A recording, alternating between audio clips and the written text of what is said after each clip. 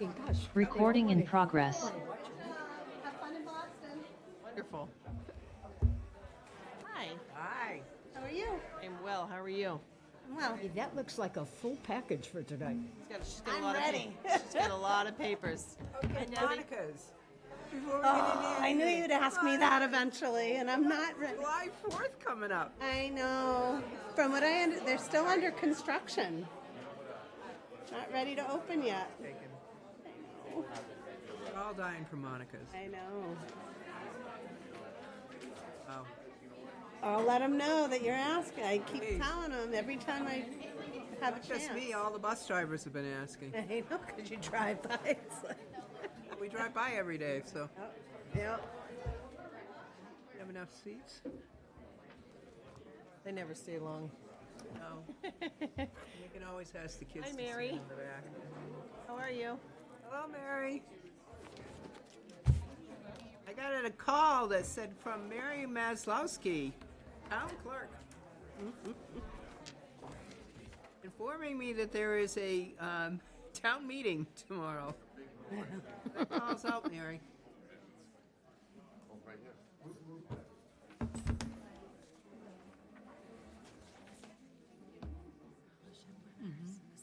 We won't bite you. There are a couple of seats up front. Oh, we bite. What are you talking about? No, we don't bite. We might recruit for a town committee. I always get such a kick out of how they all fill the back of the room. They all fill the back of the bus, the back of the church. All right, folks, we're going to get started. If we were in executive session, we had opened our meeting, and we are now back in public session. If you will all please rise and join me, if you're able, for the Pledge of Allegiance. I pledge allegiance to the flag of the United States of America and to the republic for which it stands, one nation, under God, indivisible, with liberty and justice for all. And if you would all please join me in a very brief moment of silence as we remember our men and women in service for our country that are in faraway places that aren't home and safe tonight.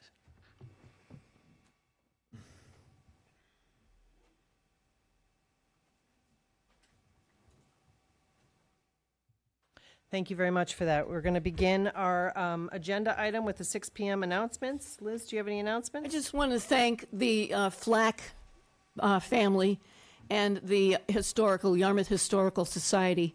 There was a dedication of a new monument at the ancient playground near the ancient cemetery, Thatcher Playground, and it's a gorgeous monument. If you haven't seen it, make a trip. And the event that they held this weekend on Saturday was really well orchestrated, informative, and made me very, very proud to be a resident of Yarmouth. Thank you. Well said, Liz. Joyce? Two items, just to echo what Liz has said about the quality of the event, and to thank the person on my left for her speech at the dedication, and to thank Liz for her interpretation of an 18th century person who felt that her husband was the best soldier in the war, and may have been right. We don't know. The second thing is there's been a lot of concern about people using water on days they're not supposed to water. We are still in a drought, so the head of the Conservation Commission has asked me to please remind everybody of that. And there is a process if there's somebody who is violating egregiously, by which you drop a dime to the water department and they will send the person a letter. But water's a community resource, so even though we agree, grow what you want in your yard, the water belongs to all of us. Thanks. Dorcas, you have any announcements? No, just also to give my thanks to everyone that was involved in our celebration on Saturday. It brought me to tears. I mean, it was just spectacular. And I'm hoping that there's enough video footage out there and so forth that people are going to be able to see it after the fact if you didn't have a chance to be there. So my thanks to all that were involved. Yeah, thank you, Madam Chair. For those of you who were unable to make this celebration, our communications team has put together a wonderful display of photographs, videos, and all sorts of information about this wonderful event that celebrates Yarmouth's important history in the founding of our country. The day was quite a celebration of Yarmouth's role, a very important role in the American Revolution. And for those of you, again, who missed it, I encourage you to go to our website and click on the material that's been posted that gives you a sense of just how special this day was. And also go to the town's social media page, our Facebook page, where there's information and video footage of this wonderful day, this wonderful celebration that brought the community together to really show an appreciation and a recognition for the sacrifices that so many have made to make this town and to make this country so great. So that's my announcement, Madam Chair. Bob? No announcements this time? Okay. I echo all the sentiments from the board. I was honored to speak on behalf of the board. I learned a lot myself, someone who's lived here my whole life. The work that the historians did in researching 447 Yarmouth residents died fighting for our country. And before, Lexington and Concord, and it was June 20th, 1776. And what really strikes me is they did an amazing job putting the event together. But, there was a gentleman there, Scott Wally, who read from the town meeting of that date. And to me, it was very important for me to see that everything that we're doing now will be documented in time.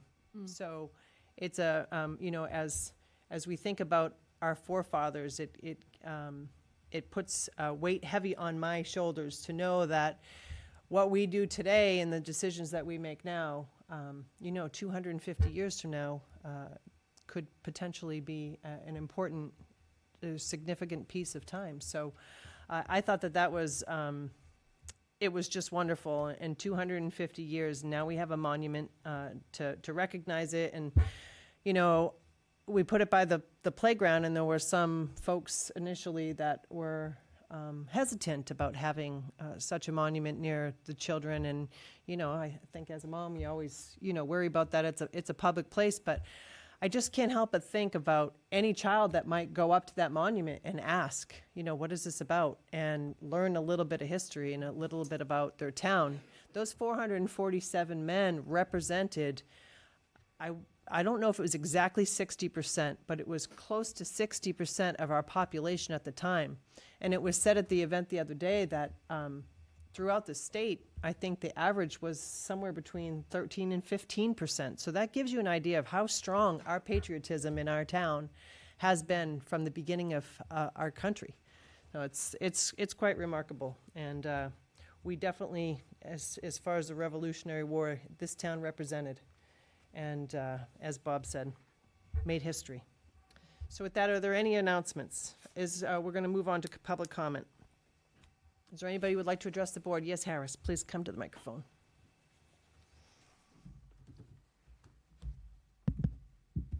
Am I on? Yes. Okay. Harris Contos, West Yarmouth. The library.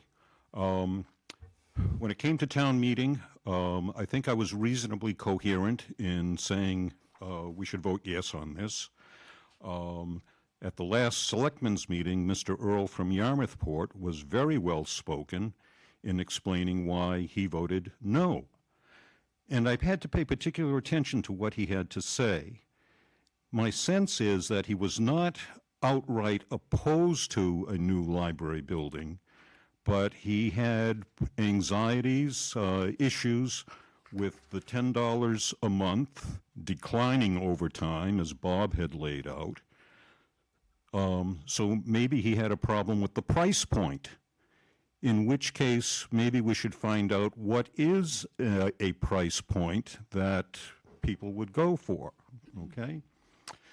And then further, he also brought up the point about the design for the new library. And it kind of like brought up an interesting point. Maybe the design became more of a vanity project for the architects than it was suitable for the town. I don't know. I'm just kind of like tossing that out. My point being that I'd like to see the selectmen solicit from stakeholders why the issue failed. Certainly get in touch with Dave Aronson, okay? Put another job on Bob's agenda, okay, to get his viewpoint on this. Certainly your viewpoints on this. Let's collect all that, make it public information so that we can kind of like get a feel of where things went wrong, but also ask, how can we make things go right? And then after collecting that information, putting it up on the website, making it public, yada, yada, yada, 3, 4, 5 months from now, put the issue on your agenda for discussion so that we can find out where people stand and what will be the next step. I think with one caveat, that continuing as we are now is just not an option. It is just wholly inadequate, and we're in a rather embarrassing situation of paying David Aronson a proper salary to be a library director to provide modern library services, and essentially we're telling the guy to show up each day at work with a tool belt around his waist so that he can make repairs, figuratively, literally, to do his job. That's a waste of taxpayer money right there, okay? So that's my idea, okay? Collect the information, let's have a discussion about it, and then lay a path out forward. Thank you. Thank you, Harris. Is there anybody else who'd like to address the board? Good evening, Mr. Pascarosa. Oh, hi. Good evening. Oh, okay. I remember your faces. Good. Good evening. Thank you for coming. Good evening. I am Eliza Dodo. I'm Taylin Frazier. Sorry. It's okay. Thank you for coming. Today we wanted to address the issue of school resource officers in our Yarmouth elementary schools. This subject has been one that us, as well as our 8th grade civics class, has focused Hang on on. for a few months. During our Now you're on. During our focus on this, we found that Emmy Small, Station Avenue Elementary School, and St. Pius all lack a full-time resource officer. While they receive 2 daily visits from surrounding SROs, there's never an officer always there. You start over, because I don't think the people at home heard you. Okay. All This right. is for Sorry history, to the do that. videotape. Got it. All right, sorry about that. Good evening, everyone. I'm Eliza Dodo. I'm Taylin Frazier. Today we wanted to address the issue of school resource officers in our Yarmouth elementary schools. This subject has been one that us, as well as our 8th grade civics class, has focused on for a few months. During our focus on this, we found that Emmy Small, Station Avenue Elementary School, and St. Pius all lack a full-time resource officer. While they receive 2 daily visits from surrounding SROs, there's never an officer always there. Our class became concerned about this issue quick, and it became our center focus. After interviewing DY High School's own amazing resource officer, Nick Pascarosa, and presenting our research and plans of action to thoughtful members of our community at DY Civics Fair, including ones of the board's members, Tracy Post, we got the chance to present this issue at UMass Dartmouth to students and residents from all over Massachusetts at State Civics Day. A detail of our project that we found prominent was the extra safety that the elementary schools would receive if they had only one officer of their own. In case of emergency, there's an immediate diffuser to present rather than needing to wait and risk a situation becoming even worse. It's also a chance for younger students to become more comfortable and safe in the police presence. given that they are often something people wrongly assume to be scared of, especially for children, not to mention knowing a certified officer is always in your child's building in case of danger can help with the peace of mind and parents. After many hours of dedicated research and speaking about this issue, we only hope that you've listened to our concern and hope to address the problem soon. Thank you so much. Have a great night. Thank you so much. Well, listen, I am so proud of you two for coming. I did stop by Career Day and get to see your presentation, and I asked for you to come and speak because I think that it's wonderful that you participate in your community, and really every voice makes a difference. We are going to be talking about our upcoming goals. So this, for me, has been something that we've been discussing. It always comes down to funding, right? So, but you know, children's lives are very, very important. And so, you know, over the past years, we've seen what happens in other communities. I think, you know, this town is committed to having a school resource officer. We're very, very fortunate to have Nick. I can't speak for the board. We can't have a discussion because in public, we're not allowed to have a discussion unless it's on the agenda by mass law. So I can only tell you my opinion is I agree that we should have a resource officer in every school, and we need to find a way to, you know, fund it. So, but that will be something that this board will certainly take up and you so discuss in the future. So I really appreciate your civic engagement. Have a I great think you night. deserve a round of applause. Thank you so much.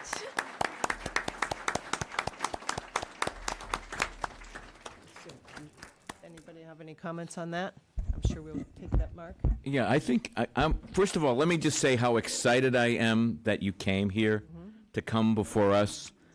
I think it's terrific, and I encourage you to not be shy about coming back again, all right? And by all means, encourage your friends as well to come to the select board. It's important that we hear from you and your fellow students in the community. We enjoy hearing from you and welcome everything that you have to say. Thank you. All right, is there anybody else from the public that would like to address the board? Okay, seeing nobody, we are going to move on to our 6:15 item, which is a citation for Samantha Bergman. Hi, Mary. Good evening. Good evening.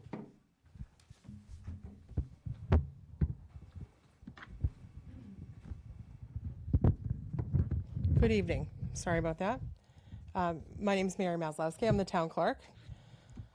Thank you, first of all, for the agenda item this evening. So I just wanted to make a quick statement about one of my staff members, Samantha Bergman.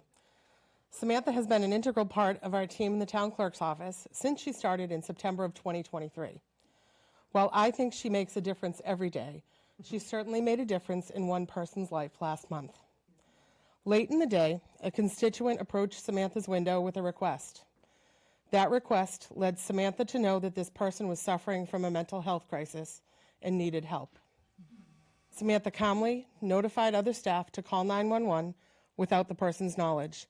All the while, she sat with this individual, offering comfort and giving Yarmouth Emergency Services time to respond. Samantha's quick thinking and friendly nature ensured this person sought professional help that day. I am very thankful she was there to provide the assistance and comfort, and I am proud to have her in the town clerk's office. Oh, Thank you, Mary. Thank you for that. I'm going to. Is she here? And I believe you folks have a citation.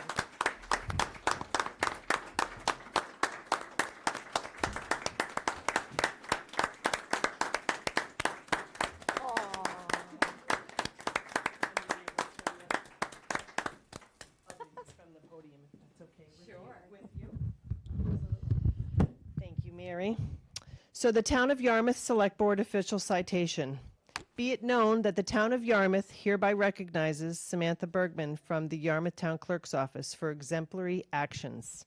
And be it further known that the Town of Yarmouth extends its thanks and appreciation to her for exhibiting kindness and compassion when assisting a constituent who is experiencing a mental health situation. Samantha was able to calmly notify other staff to call for assistance without further upsetting the individual, which provided Yarmouth Emergency Services sufficient time to respond. This citation is approved by the Yarmouth Select Board and duly signed by the chair, presented on this 23rd day of June, 2026. Thank you very much, Samantha. It goes beyond the citation. Our staff does a wonderful job every day. It goes above and beyond, and it's things like that that it's not in your normal course of the day, but we've seen it time and time again. I mean, we've had some significant tragedy just last year with the trench collapse and a loss of a life, and the people that we saw, that weren't typically in a situation to come out and help and go above and beyond is really remarkable. And you learn that some people jump to action and some people don't know what to do, and the fact that you jumped into action and you could potentially have saved somebody's life. So it's more than a piece of paper. We're very grateful. Thank you, Samantha.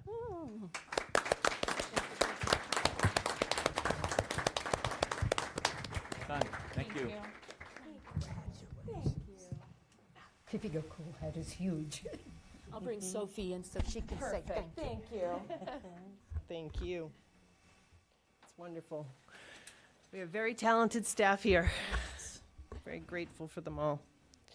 Okay, so our 625 item, I see Dr. Smith is here and Dorcas. I'm not sure who else is here from the scholarship committee, but we will make the presentations.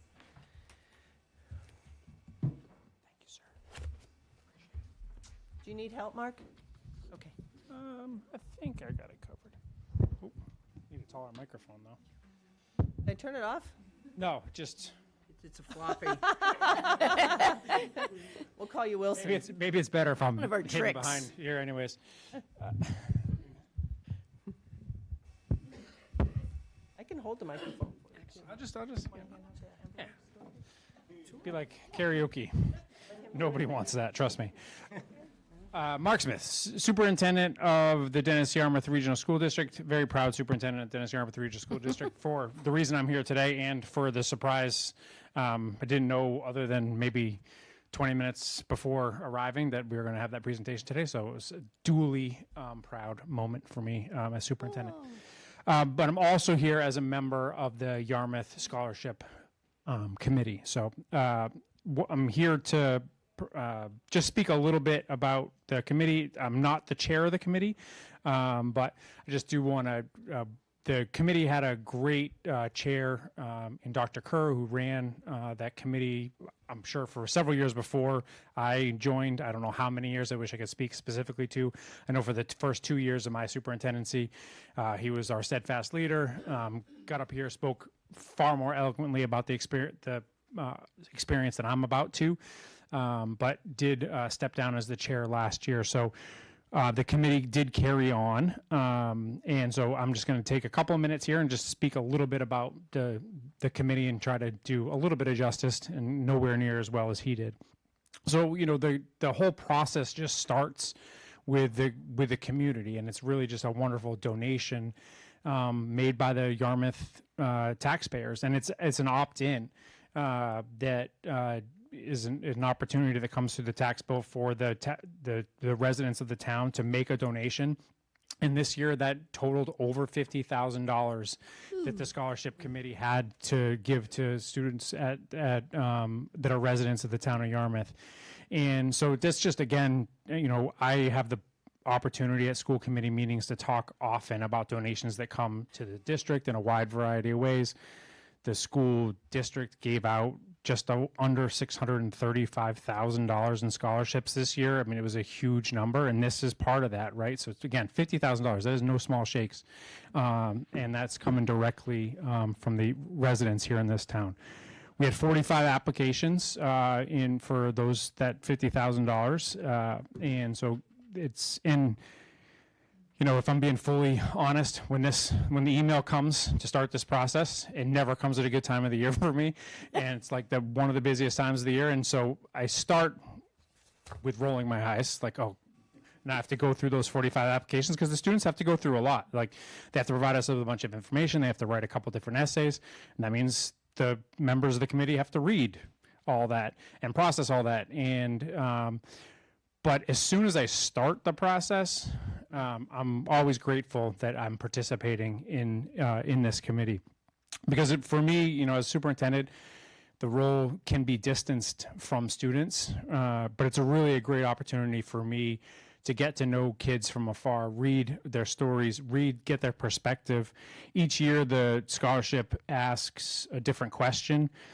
This year, the question students had to ask was, or had to answer rather, was, what local issue matters most to you, and how would you address that in the future? And this is a great opportunity, again, to see our students shine, just like the 2 8th graders that you heard from today. You know, we got to read from all of our Yarmouth students in the issues that matter most to them. And there were definitely some common trends, but you know, students talking about real important issues that I've discussed here, issues like housing, issues like food insecurity, the environment, elder care, and having real, practical, thoughtful solutions. And just gives me a lot of hope for our future, because quite frankly, I said it during my graduation speech, they're all holding our future in their hands. Again, it gives me a lot of hope. And so, you know, I am just one person standing up here to happen to speak right now, but it does take a whole committee in order to make this possible. So I am one member. Select Board Member McGurn is another.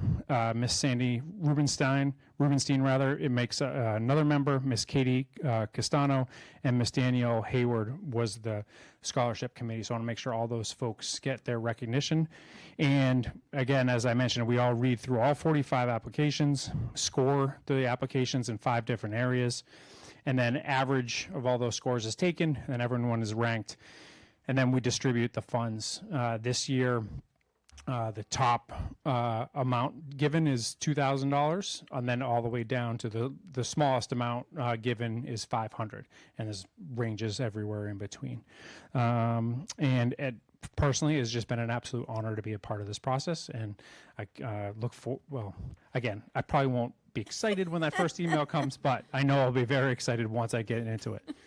So I'm gonna, we've got a ton of people here, and Ask that they come up here and stand here so we can take a picture of you all. After you receive your envelope, if you just come stand up here, that would be wonderful. Excellent. So I'm going to call folks out. We've been trying to get an understanding of who's going to be here, and it's definitely been a moving target. So I'm going to go through the list that I have as of about an hour ago. If I miss anybody, then I will make sure we call them up. But I'm going to try to go through the folks that we believe are here today.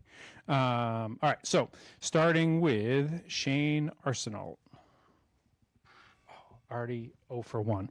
All right. Janiyah Bland. 0 for 2. Okay. All right. Cody Bogdan. Sorry. Oh. All right. Jacob Bolin. Maybe this is a list of people that aren't coming. Nora Brundage. Here we go. All right. If you'll get your envelope and then come up here, that'd be great. Thank you. Yeah, make sure you get the envelope. Congratulations. Now let me find your envelope. Are the sweatshirts, the shirts that you're wearing, have any significance? This is my college. Okay. I know you need to speak into the mic, but that is her college.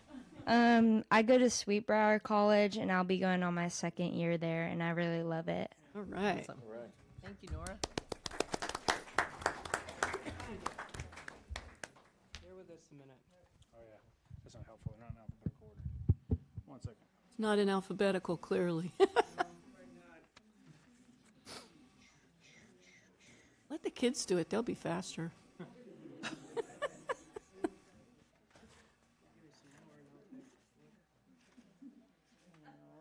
Oh, there it is. I found it. You found it? All right. Yay. Hopefully they go a lot faster than that one. All right. Next, we have Rosa Callie.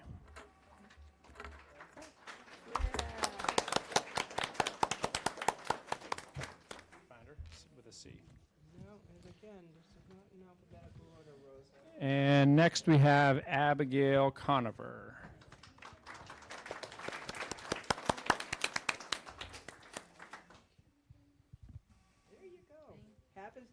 one up front. Congratulations. Congratulations. Thank you. And after Abigail, we have Ava DeBreo. Connor?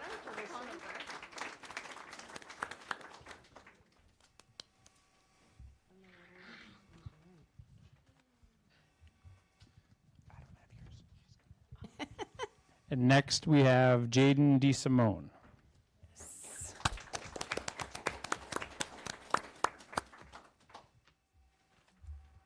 Conover. Thank you. Thank you. DeBreo. Huh? Ava DeBreo. DeBreo. We're very close by. DeSimone. Congratulations. Thank you so much. Congratulations. DeSimone. Next we have, I think it's supposed to say Max Edwards. Matt Oh, no, you're Edwards. You don't need to be on camera 24/7. Max or Max? Max and Max? Yeah, it's a typo on the screen, sorry. Max. Max Edwards. Max Edwards. Yay. Here we go, I have it. You got it? Yep. Congratulations. Thank you. Next we have Ciara Enright. Congratulations. Oh, Ellen, yep. I have Colin Enright. Max and Colin. I mean Ciara and Colin. All right, perfect. Next we have Kamoya Ferguson.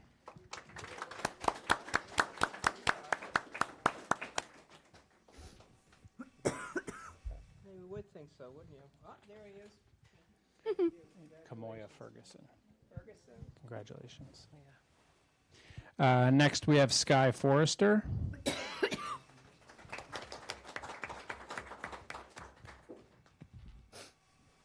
And then we have Brooke Gardner and Emerson Gardner. Oh, all right, moving along. Julia Healy.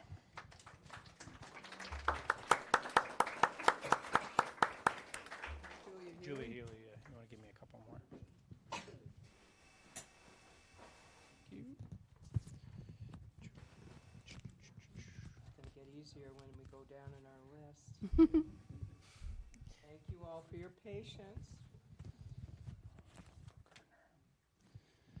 And next we have Marcy Joachim. Thank you.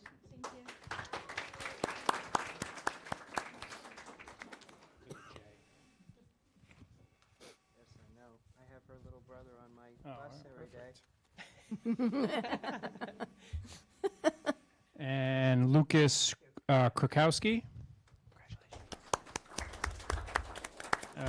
Zoe Logan.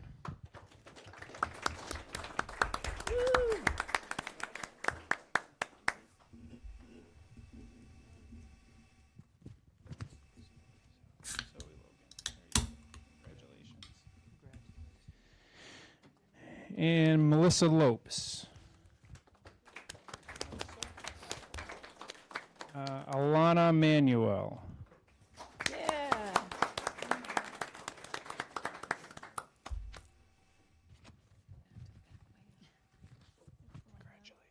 Oh, sorry. Say it for me again.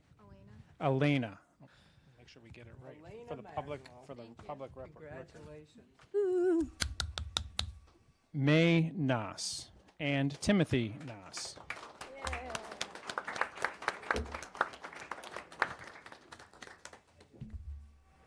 N-A-S. You got them both? All right, perfect. Jeez, he's huge. Wow. Congratulations. Thank you. You're welcome. I didn't think they'd be together. Yay. Yeah. Oh, there you go. I got them. You got him. Thank you very much. You're welcome. Thank you. Hunter St. John. You guys can all squeeze in together. Everybody can fit. Here we go. Yay. No, I just pretty sure she's not here. Make sure everybody at home can see it too. Congratulations. I think she's got it. Yeah. Annika Swanson. Annika Swanson, right?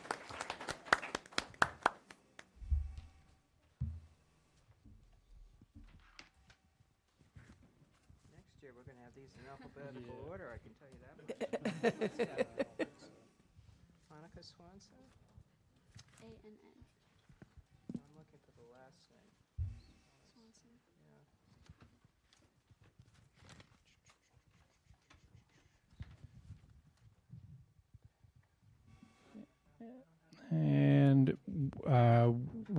Elijah Thompson.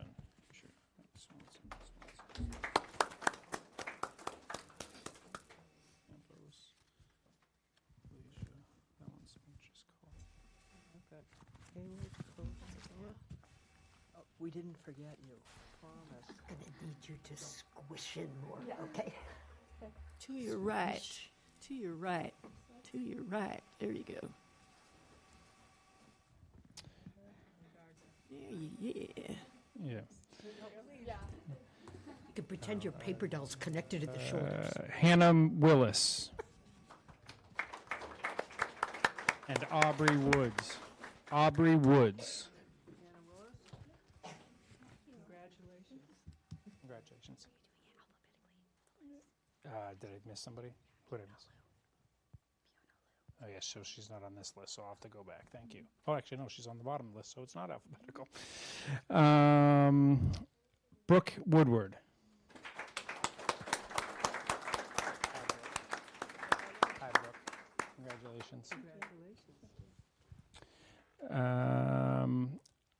Alicia Wyman.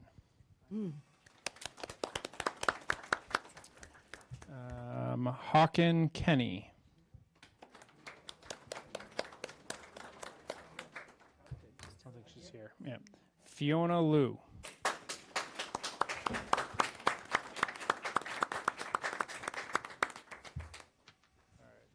Is that everybody? Because that's everybody on my list. No. All right. So who did I miss? Come on up and tell me who they are. Abigail Bagard. All right. Bagard.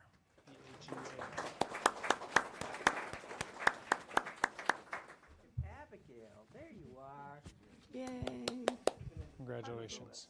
Anybody else we missed? Oh, yeah, sorry. For Kiva Kogan. Oh, all right. She, it's that. Kiva Kogan. Yay. All right, is that everybody? Sure, super.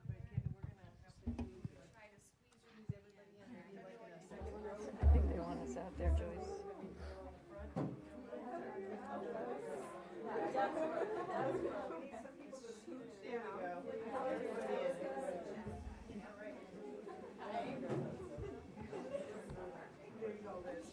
You're short already.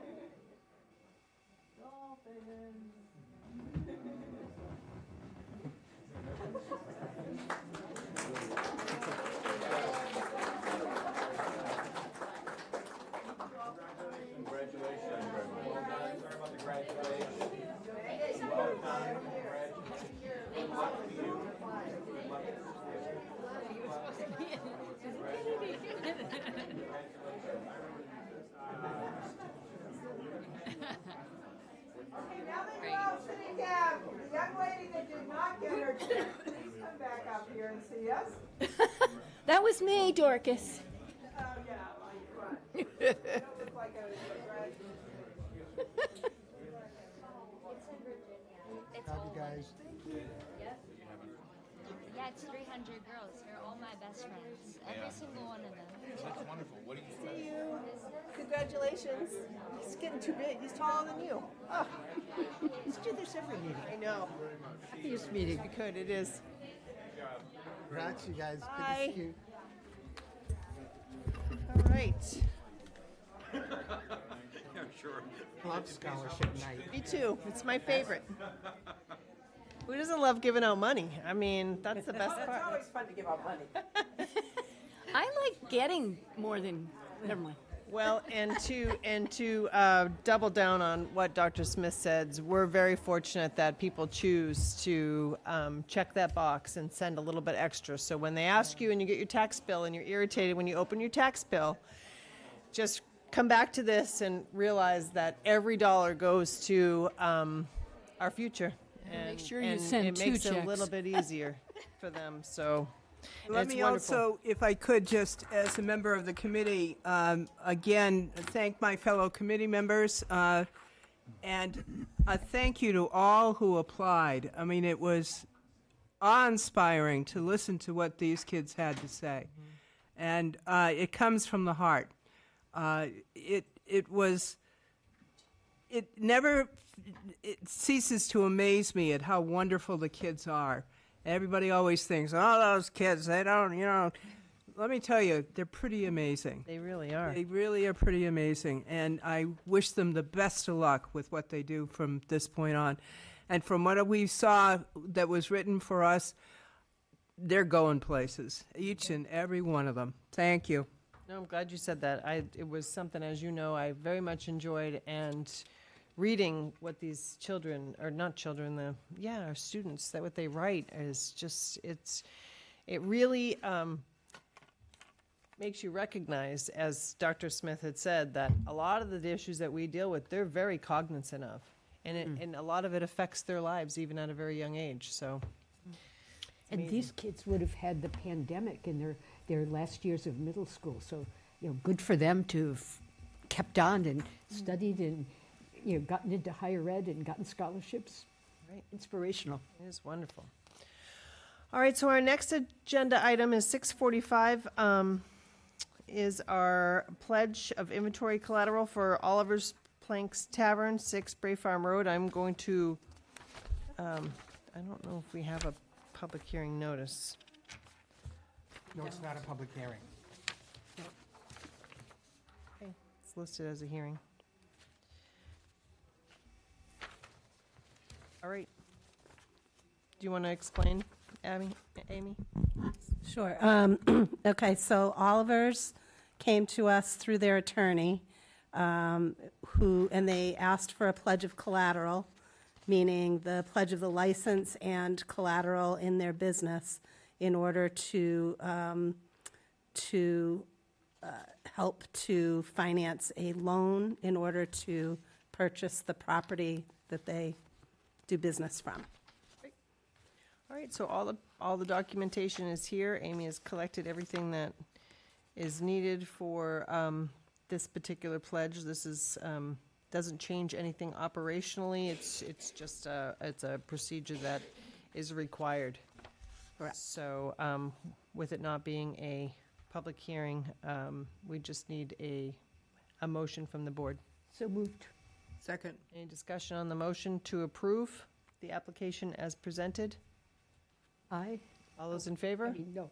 I just wanted to make sure you said you moved it, but it's Yes. move to approve. Move to approve, yes. Okay, great. All those in favor? Aye. Any opposed? That passes 4-0. All right, next is our 7 o'clock item for the Yarmouth Lodge 2270 Loyal Order of the Moose. And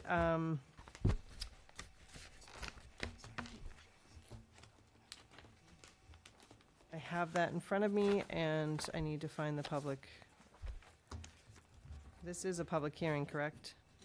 This is a change of manager and director change. So it's And not- it is not a public hearing.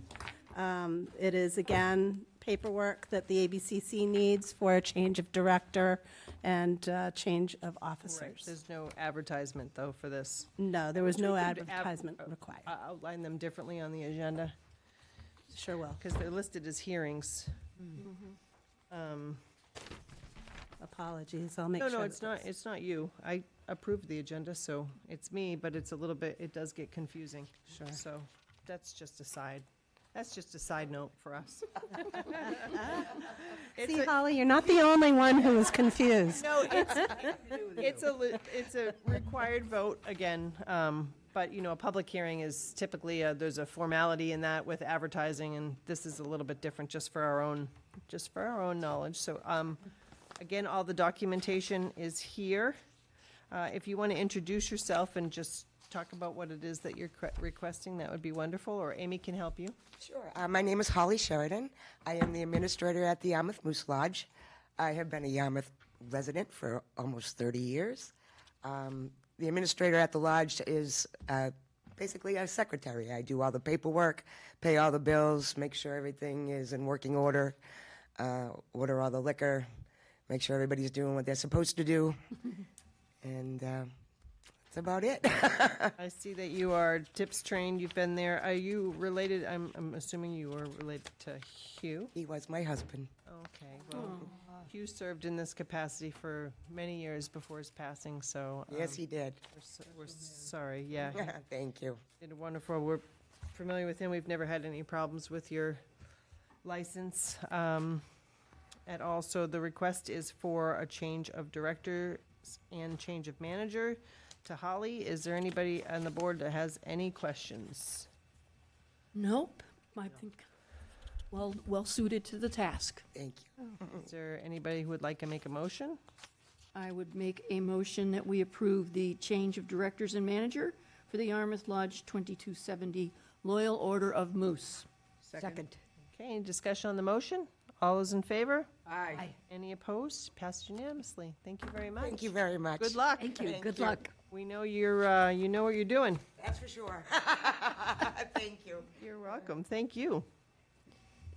All right, next we have a 7:15 item. I don't know if they're here, but we are going to, this one is a hearing, and we're going to read the hearing notice into the record. The Yarmouth Select Board, acting as the local licensing authority, has received an application from Shrim Inc., DBA Freebird Motor Lodge, Parth Patel, manager, 553 Route 28, West Yarmouth, for an annual weekday entertainment license and an annual Sunday entertainment license for live and recorded music to include 1 to 3 musicians and or a disc jockey, no dancing by patrons. Music will be outdoors from 12 p.m. to 7 p.m. on Sunday and 2 p.m. to 7 p.m. Monday through Saturday. A hearing will be held on Tuesday, June 23rd, 2026 in the hearing room, 1140 at Yarmouth Town Hall, 1146 Route 28 in South Yarmouth. The Select Board meeting begins at 6 p.m. Written comments will be accepted until 4:30 p.m. on Thursday, June 18th, in the licensing office at Town Hall, or by email at publiccomment@yarmouth.ma.us, and verbal comments will be accepted at the hearing. With that, we will open the hearing. I will say that although it was after the date that was listed, we do have some public comment that has been submitted to us that I got today at our place from an abutter that said that they had just received, this was dated Sunday, and said they just had received the letter informing them about the desire to seek approval for the outdoor music license for live and recorded music. They go on to say that the letter question states that written comments will be accepted until Thursday, the 18th. However, I did not receive the letter until the 20th, precisely at 10:41 a.m., with video recorded evidence of the letter being signed for. Secondly, the date that the letter was postmarked was June 16th, leaving less than 48 hours before a written comment would be accepted. I find this practice of trying to freeze out written comment by not providing sufficient amount of time to receive written notice and response in very poor taste, which my opinion reflects poorly on the business in question, and to organize and completely forthright in doing business in his neighborhood in good faith. The timeline of receiving this information and the expectation to respond so quickly is unacceptable and in poor taste. Secondly, I recently been subject to loud music from the venue well beyond what I believe to be reasonable for a residential neighborhood. The occasional music event is not particularly my concern. However, the letter states that they seek a license for both weekday and weekend use, which I believe is excessive for the neighborhood to have to endure. The letter also does not state the decibel level that the music will be played at, which is extremely concerning. if there's no decibel level. It raises question what the decibel level will be enforced by a licensed proprietor to operate at. That being said, I'm not in favor of granting the entertainment license for Freeboard Motor Lodge and hope that the town of Yarmouth will consider granting, and hope that the town of West Yarmouth will consider granting such a license. And that is signed by Mr. and Mrs. Warnock of Anastasia Road. And we have another one here that disagrees with the Freebird Motor Lodge. If this petition is allowed to give precedence to other motels to bring music on their property, I strongly urge the town of Yarmouth to deny this petition. Music attack, dancing, alcohol, drugs, and unacceptable behavior. There are many private residents in back of this hotel who will have to bear the brunt of the noise accompanying that behavior. Mary Petrus on Leonard Ave. And also, as a matter of information, just so the board is aware, there's a license in here from 2024 that they had for outdoor entertainment from 2 to 7. And that was in 2024, they let it expire, which is why they had to reapply now. And then the back and forth emails from Amy, our licensing administrator, to the Patels. So with that, I will open it up to the petitioner. I don't see here, so we'll open it up for public comment if anybody would like to speak either for or against. Yes, sir, if you don't mind. Actually, we can bring that right to you. Hold on. We'll give you the microphone. So you can-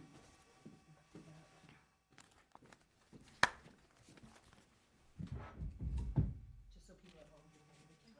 You're welcome. Please identify yourself for the record.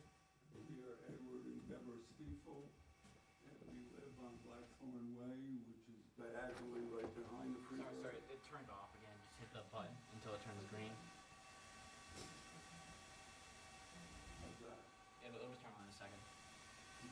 I can talk louder. It's not for us, it's for the people at home. It's a recorded, so. It's probably ready now. How's that now? Yeah, that's I don't know, those girls, they spoke for about 30 seconds before it started. Maybe we'll get another one. Thanks, Liam. Ogenon did not improve the handwriting. Maybe we could just switch it. I see the green light on the other one already. Sorry. Technical difficulties. How's that? That's good. Okay, thank you. We are Edward and Deborah Stiefel. We live on Blackthorn Way, which is diagonally behind the Freebird. 2 years ago, they had the permit that you spoke of. It was terribly loud. We enjoy sitting outside and having supper on the back deck. Way too loud. The house was shaking. But before we talk about that, they have not given the required notice.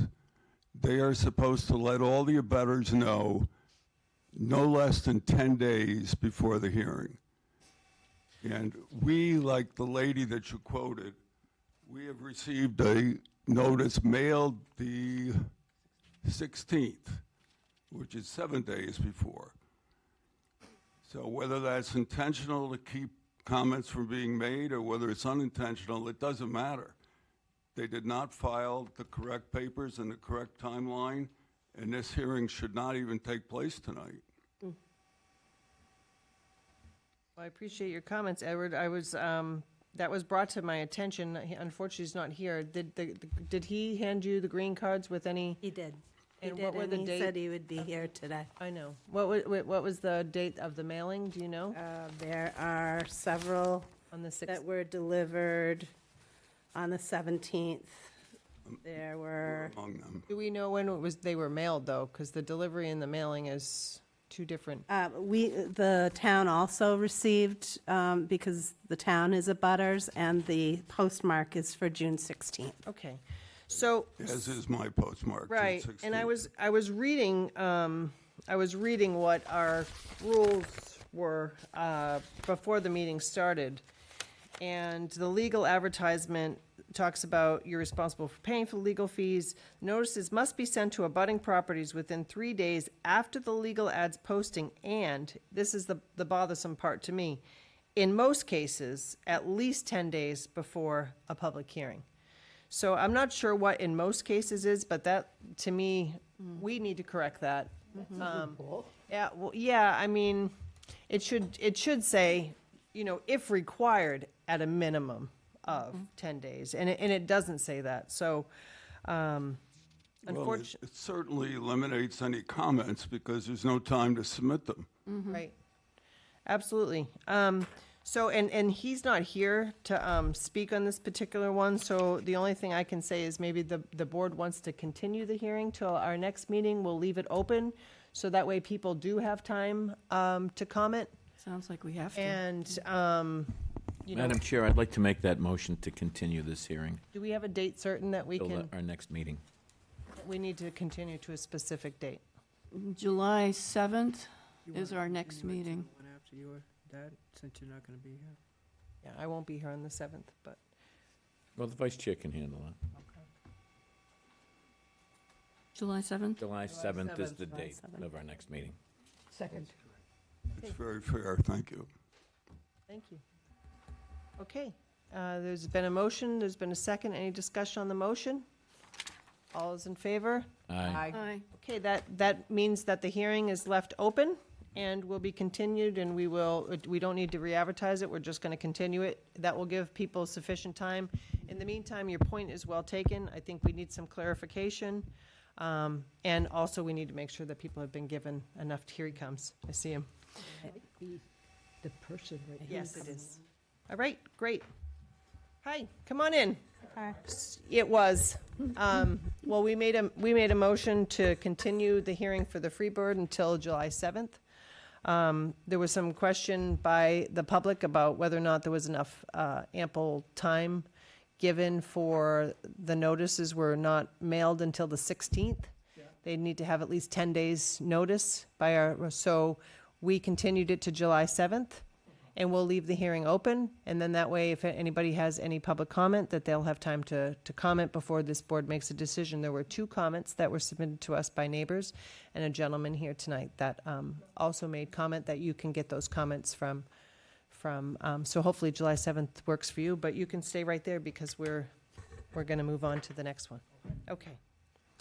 All right, so that dispenses of the Freebird for now, and now we will take up the next item, which is the Town of Yarmouth Select Board is acting as the local licensing authority, has received applications from Hari Hospitality, DBA The Uncommoner Hotel, Parth Patel, General Manager, 135 Route 28, West Yarmouth, Mass.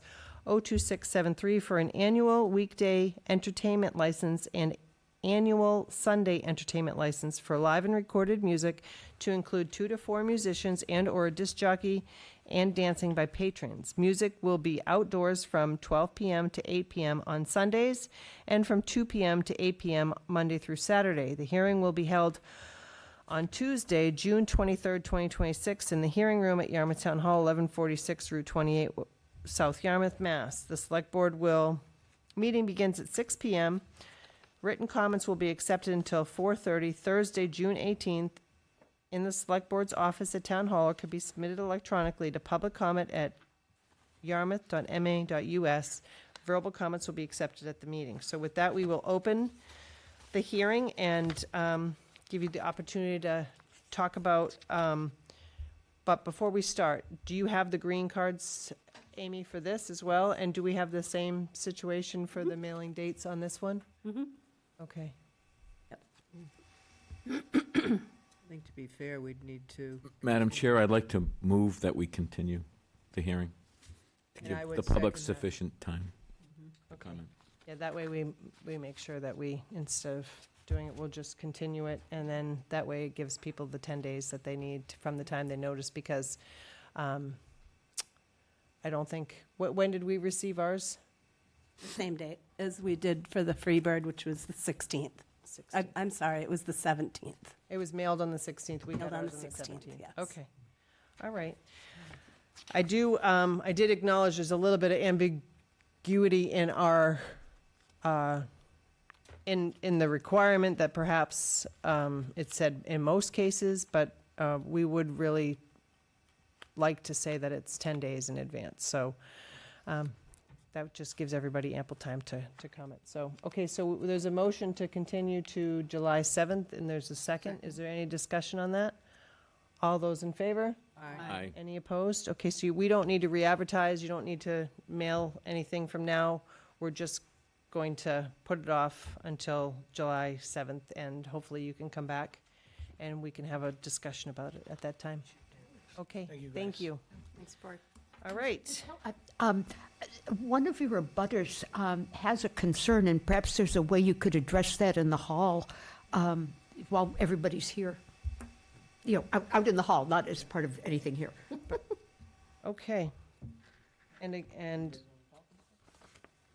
We can provide the comments. Yeah, we don't have. yeah, we I don't want to we put them in can a- talk here. Okay, good. Okay. All right, so next we have Blue Rock Resort. And I am going to open that one. I'm going to read it into the record. The Town of Yarmouth, ABCC new seasonal hotel all alcohol retail license for Blue Rock Resort, 39 Todd Road, South Yarmouth. The Town of Yarmouth Select Board, acting as the local licensing authority, has received an application for a new seasonal all alcohol license from Lord Hotel Yarmouth LLC, DBA Blue Rock Resort. Mr. Patel, owner, manager, 39 Todd Road, South Yarmouth, Mass. The premises includes 2 floors, 4 rooms, 22 rooms on each floor in a separate building. There is a bar, registration area, breakfast area, and an outdoor pool. A hearing will be held on Tuesday, June 23rd, 2026, in the hearing room at Yarmouth Town Hall, 1146 Route 28, South Yarmouth. The Select Board meeting begins at 6 p.m. Written comments will be accepted until 4:30 p.m. on Thursday, June 18th, 2026, in the Select Board's office at Town Hall, or can be submitted electronically to public comment at yarmouth.ma.us, and verbal comments will be accepted at the hearing. With that, the hearing is open. Do you have the green cards for this? I do not have green cards. I was told this morning by Mr. Patel that he would have them with him today, just as, Just to be clear, that's a different Mr. Patel. correct, yeah, this is Davil, Oh, we are can't way pronounce his ahead. his first name. Davil Kamor is the first name. And with the time of the hearing at 7:45, I asked each of the people to be here at least 15 minutes prior to the hearing. So I'm sure that's why he's not here yet. They should all be here at the start of the meeting, just for future. Oh, Yeah, I see. Yeah, they should be here at and that's why it says the meeting starts at 6 o'clock, because after 6 o'clock, we're able to act on it. Okay, I So, see. Sure, if you'd like me to do appointments in the meantime, I could. Well, we just opened this hearing, so, Well, if they can stay open for 2 weeks, they can stay open through appointments. But whatever's easy.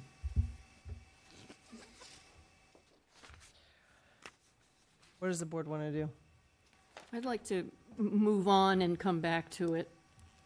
Maybe we close the hearing and then we can reopen. No, we can't close it. close it. Can't Okay. close the Well, then hearing. we leave it open while we hear some other. I just think we're setting a precedent that, these, My apologies, No, it's Madam not your Chair. I fault was not but- aware that, yeah, we always say that. That's why in our advertisement, we say that the select board begins at 6, so that way they are here at 6 o'clock, but it's not their fault. Okay, we'll just move on. We'll leave it open and we'll get back to it. Go ahead, Joyce. Okay. I'd like to announce the resignation of Glenn Martin from the Disability Commission. I suggest that we accept the resignation with thanks from the So committee. moved. Second. Discussion? All in favor? Aye. I'd like to accept the resignation of Phyllis Venberg, also from the Disability Commission. I'd like to suggest that we thank her for her service and accept her resignation. So moved. Second. Sorry. All in favor? Aye. Okay. Appointments. I'd like to suggest for the Energy Committee, a new appointment, Marie McHugh, for a 3-year unexpired term that would end December 2028. So moved. Second. Discussion? All in favor? Aye. Thank you. Reappointments. For the Board of Assessors, Carleen Jones, this would be a regular appointment that would be for 1 to 3 years of an expired term, and hers would run through July 2029. So moved. Second. All, discussion? All in favor? Aye. And also for the Board of Assessors, I'd like to suggest reappointment of Pauline Israelian. This is an appointment, regular appointment of an unexpired term that would run through July 2027. So moved. Second. Any discussion? All in favor? Aye. Okay, moving on, we have community preservation. I'd like to suggest a reappointment of Judy Wilczynski for a regular at-large term for 3 years to run through July 2029. So moved. Second. Any discussion? All in favor? Aye. And then finally, for Conservation Commission, 2 reappointments, David Bernstein and John Frost. They're 2 regular 3-year terms, both to run through July 2029. So moved. Second. Any discussion? All in favor? Aye. Okay, and that concludes our appointments. Excellent. Let's look at the minutes of July 22nd, 2025. So they were incomplete, so did we get them sent again in a complete version? Yeah, my understanding is that they're complete now. With the presentation, right? I don't know. Added. So we'd have to go back, I guess, and look at them on the website? I didn't get a revised version. Why don't we put them on hold then? Okay. You should have them in your packet. Yeah, it's right, it should be right in your packet. The final packet that went out had the. Said revised, yeah. Okay. So we're holding that. Are we? Has anybody have a chance to? You can do it by necessity. And I just will abstain. You haven't read the updated minutes? After the wastewater presentation, my version had nothing. Just had a list of Continue the items. take this up at our next meeting, Madam Chair. So everybody has a chance to properly read. It's a lengthy set of minutes. Here's the new one. I thought everybody got it. I certainly got it. It was just, the whole thing was ambiguous. It was like, here's the changed ones. Well, but nobody knew what changed. She said- Nothing changed. It was just, I let her know, Mary Alice know that it ended, the minutes ended. Right. And then she, Abruptly. Yeah. And she updated it and sent it out. But we'll put them on the next agenda. I don't think this is it. I'll check. Oh, here it is. Okay, yes. Okay.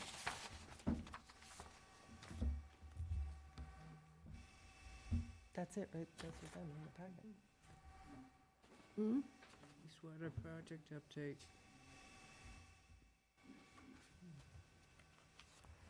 So are we on upcoming agenda review, Madam Chair? Sure. Well, I added to the July 7th, the resumption of the Uncommoner Hotel and the Freebird hearing.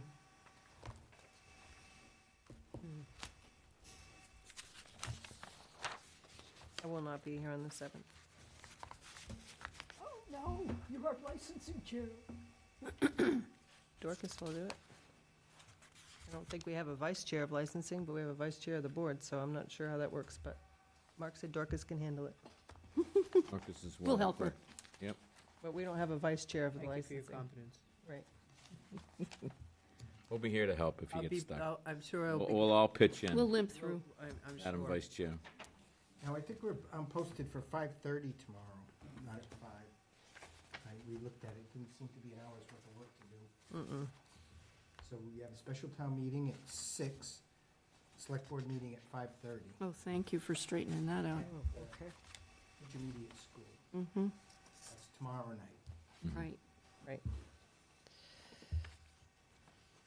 Note that the agenda schedule here says 5, but that's incorrect. Thank you. Oh, thanks. Another half hour of sunshine. All right, then July 7th and Saturday, July 18th will be our goal setting. And from that, things may change. And if we wanted just the list of possible agenda items, I added to my list the naming, review of the naming policy, like the pond we're going to deal with tonight, Sandy Pond. That was something that we talked about having on an agenda. And then the school bus monitoring for red lights, running past red lights, through red That's the lights. bus patrol, it's Yeah. listed on there. I see it, What's very wrong with good. our naming committee? We had questions about this particular situation, but is there a default, a defect in our naming policy, or? I think we don't have a naming policy. I think Oh, I that's, think we do. we do. Well, then is this Sandy I Pond remember very project? specifically when we renamed Smuggler's Beach from Bass River to Smuggler's Beach, we went through that whole policy. So is this recommendation that's before us on this other item, is that consistent with our policy? Yeah. Yep. Okay. I have So I'll s- take that off, huh? I think, I mean, I remember looking at it in the past. As we have renamed other things. All I'm saying is I've looked for it, I can't find it, and I've asked for it, and I don't have it. So I'm assuming, this is not going to have an effect on the Sandy Pond No, I don't issue. think it will. But I think we have talked about, maybe it'd be nice to have a policy so that in the future, when these come up, boards that might have recommendations could follow a policy. Because I'm not sure when, and again, I don't want to get out of order, but I'm assuming this came to us without necessarily a review of a policy.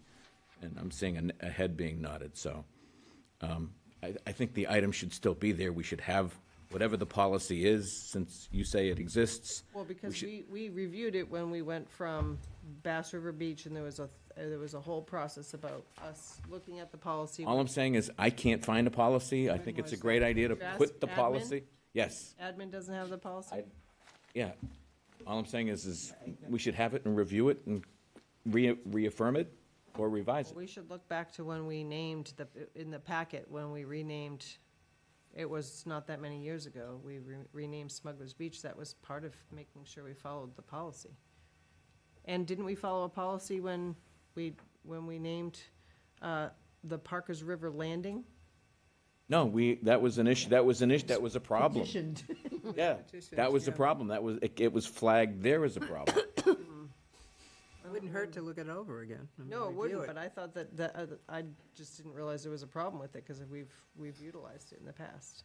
It came up then, we didn't have a policy. It's coming up now, again, we don't have a policy. So the idea is that, you know what, it would be good to have a policy. Yeah, I agree with So that when the rec commission wants to make a recommendation, they could look at a policy and have some guidance on what to recommend and how to recommend. Sounds good. So I still recommend we put that on the agenda and resolve it one way or the other. It's on my list. Someone can find the policy, I would recommend that we put it in the packet, put it on the agenda, so that we can review it and we can all know what it says. Sounds good. I also have Town Commons, any legal results yet on the Simpkins Field and going back to the Town Commons study? No, we do not have the town council's report. Okay, so it's stays on the list. And then the contract review for DY. That Contract or agreement? review? agreement, is that agreement. underway? Is anybody doing it? I hear crickets.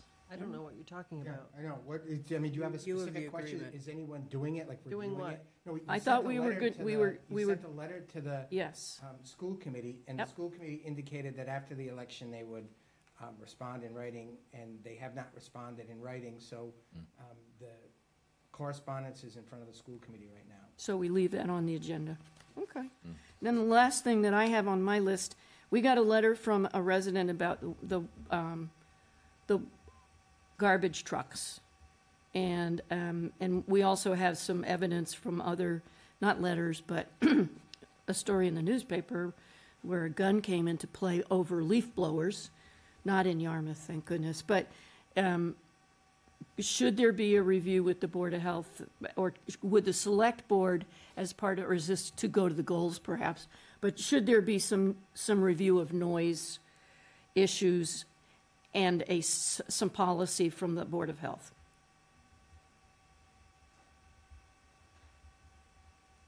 The Board of Health would be logically the committee to suggest raking for physical exercise.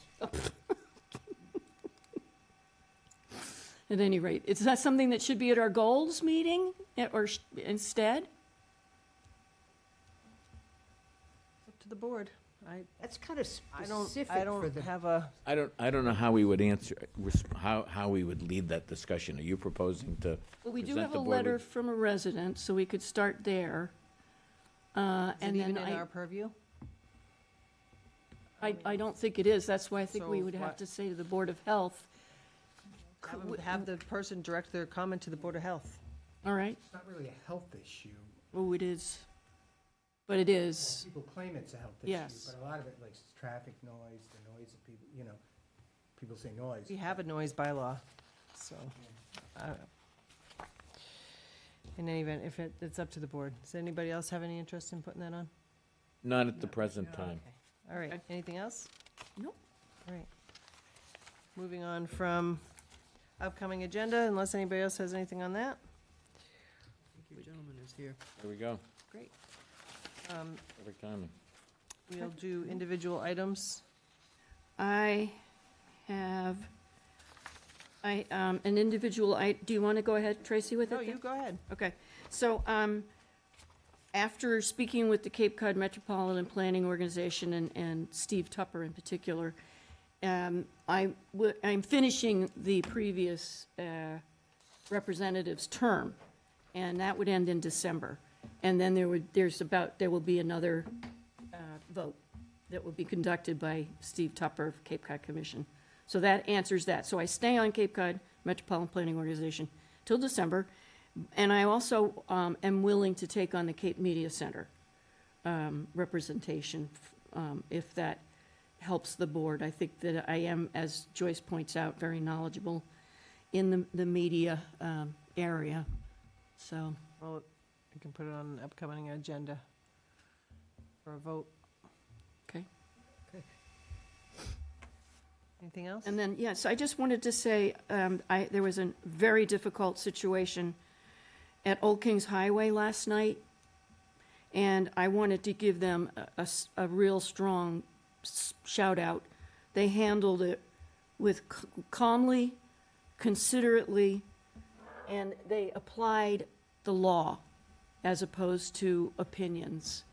And I was very pleased the way Old Kings Highway was handling a very difficult situation. So that's a shout out. Thank you. Joyce, do you have any individual items? Just to say that I'm still smiling after Saturday. I just thought that was wonderful. And it was so great to see everybody on board and celebrating something and, that there was no division on. It was great. I'm even, wearing my buttons still. Your red, white, and blue. I like it. All right, Dorcas, you have any items? Well, kind of piggybacking on what Joyce is talking about, the only thing I have is, could we put together a proclamation, like for this committee? They did an outstanding job. It was spectacular, and I think we need to formally recognize them for that. Bring them back and let them get our applause. Be great. I think that would be nice. Be wonderful. Let's do it. Mark, you have any? No, I would add to the accolades that other board members have shared regarding the way in which the event was handled. What struck me, in addition just to the public's enjoyment, and there was an energy in the whole air, and I think it just goes to sort of reaffirm and strengthen our commitment to support these kind of events, these kinds of opportunities to draw attention to the town of Yarmouth's history. We've talked about heritage tourism and the need to focus on our history and be doing events, doing things, refurbishing old facilities, but really putting our energies and efforts into protecting and interpreting our history and drawing the public in that whole process. And I think this is a perfect example of the good things that can come out of something like this. So I thought it was great. The other thing that jumped out at me was all of the collaboration with all the different departments in the town. And kudos to the town administrator, kudos to the efforts to coordinate all the various groups. We had a number of town officials there helping kick in and volunteer. So it was an event that really required a lot of collaboration, a lot of coordination, and it was great not just to see the committee work and its extended network of volunteers, but also to see all the different town departments sort of pitching in and helping out in some way. It was all well done. It was all well coordinated. The buses, the transportation, getting people to the cemetery, all the volunteers that helped out there. You just saw everywhere you went, regardless of where you might have spent your time, you saw several town officials there pitching in and helping out. And it all was kind of like seamless.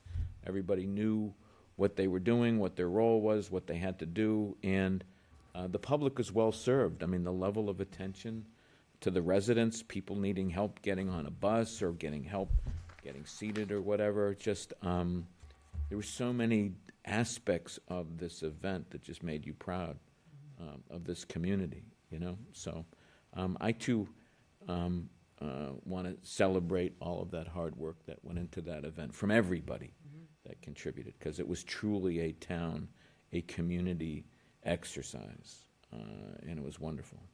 It was the second time this spring to see lots of happy community faces, the first being the park dedication I and was opening. thinking about that, Joyce. I was thinking we'd have had two wonderful openings, grand openings, or dedications, so to speak, in the last couple of months. And, you know, I've been here a few years, and sometimes we go years without having things like that. And the fact that we've had two wonderful ones in the last couple of months. Yeah, and I've been a constant critic of communications, but it's obvious that we're seeing improvement.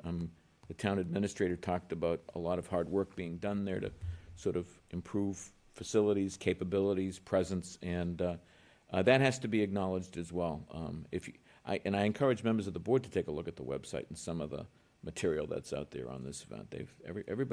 Everybody's pitched in, and I want to give a shout out to our communications team. I think that will probably be noted as a rarity for me, but it's well deserved. They've done a great job, and I appreciate that they're stepping A up. robust shout out from Mr. Forrest. No, I just think it needs to be noted that you could clearly see they're working hard, and I want to let people know I appreciate it. Great.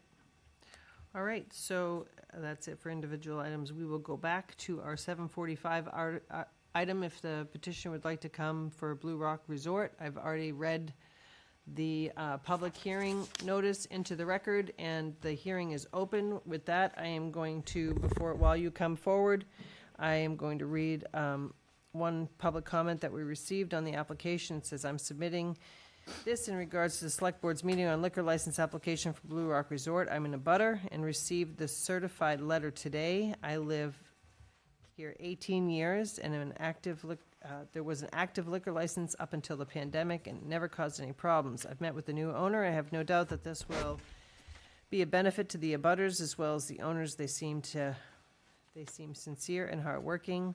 These are ideal owners that I can speak for many of my neighbors when I say that we miss having a place to grab some food and an alcoholic beverage. We, at least a dozen, are excited at the prospect of this happening. That's signed Patrick Whelan of South Yarmouth.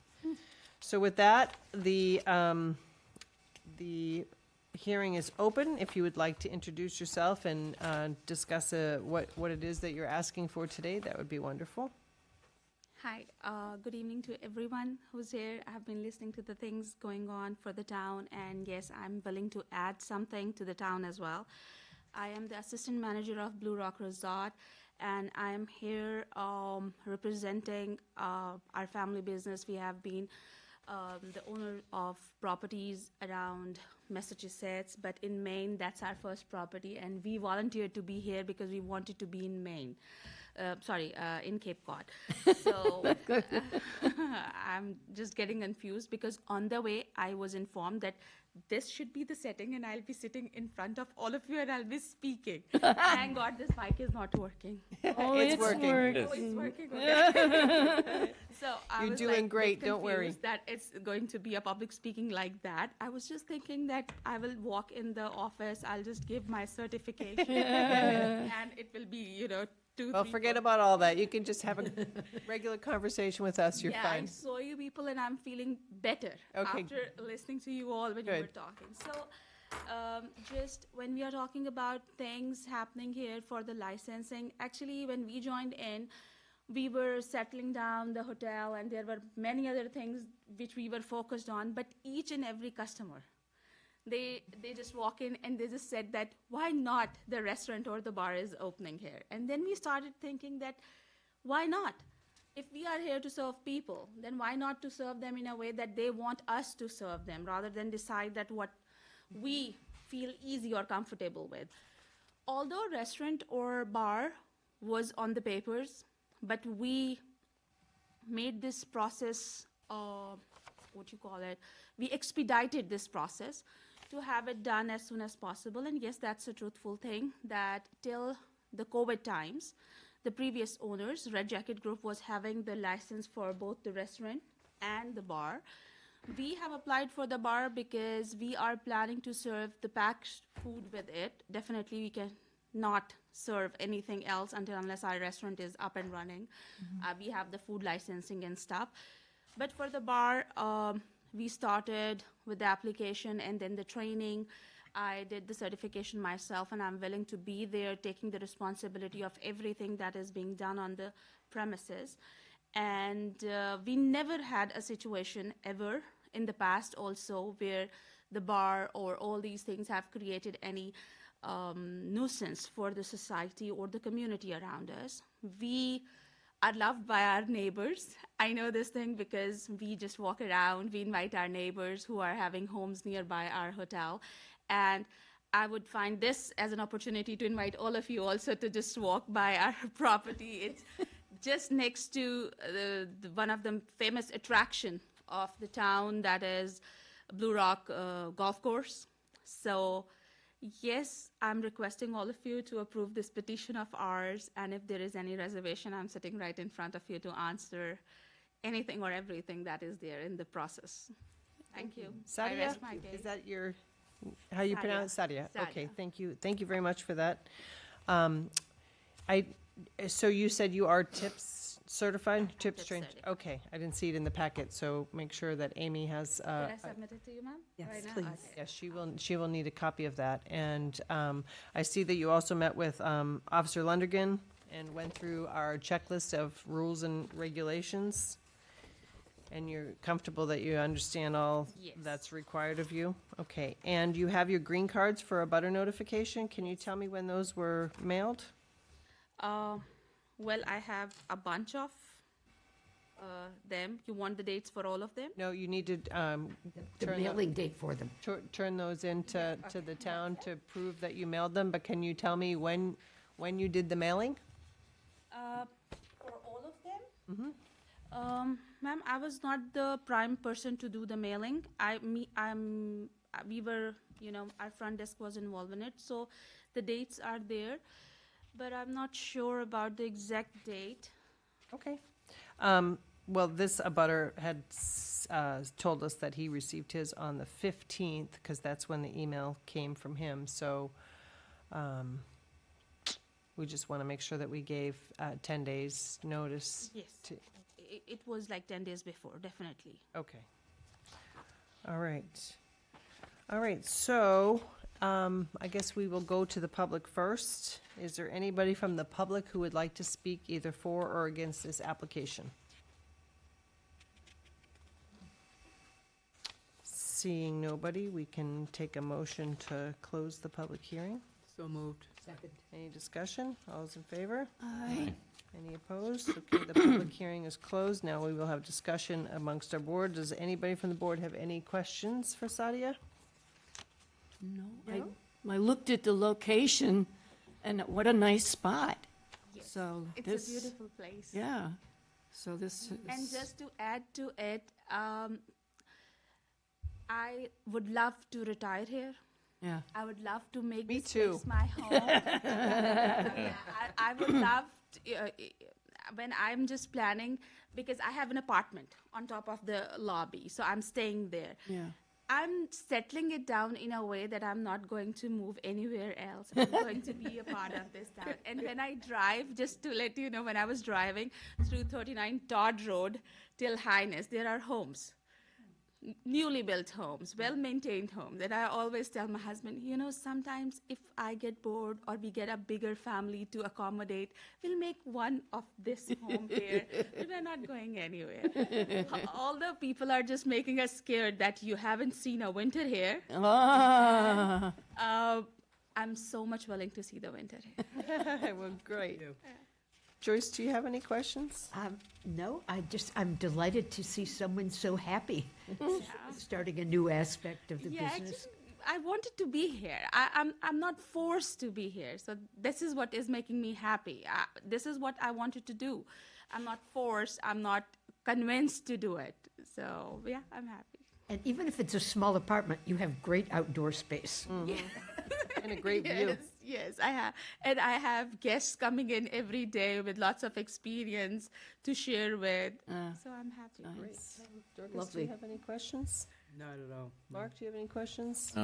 For someone who's has difficulty with public speaking, I'm not buying it. You've done a great job. Actually, I think you people are really good.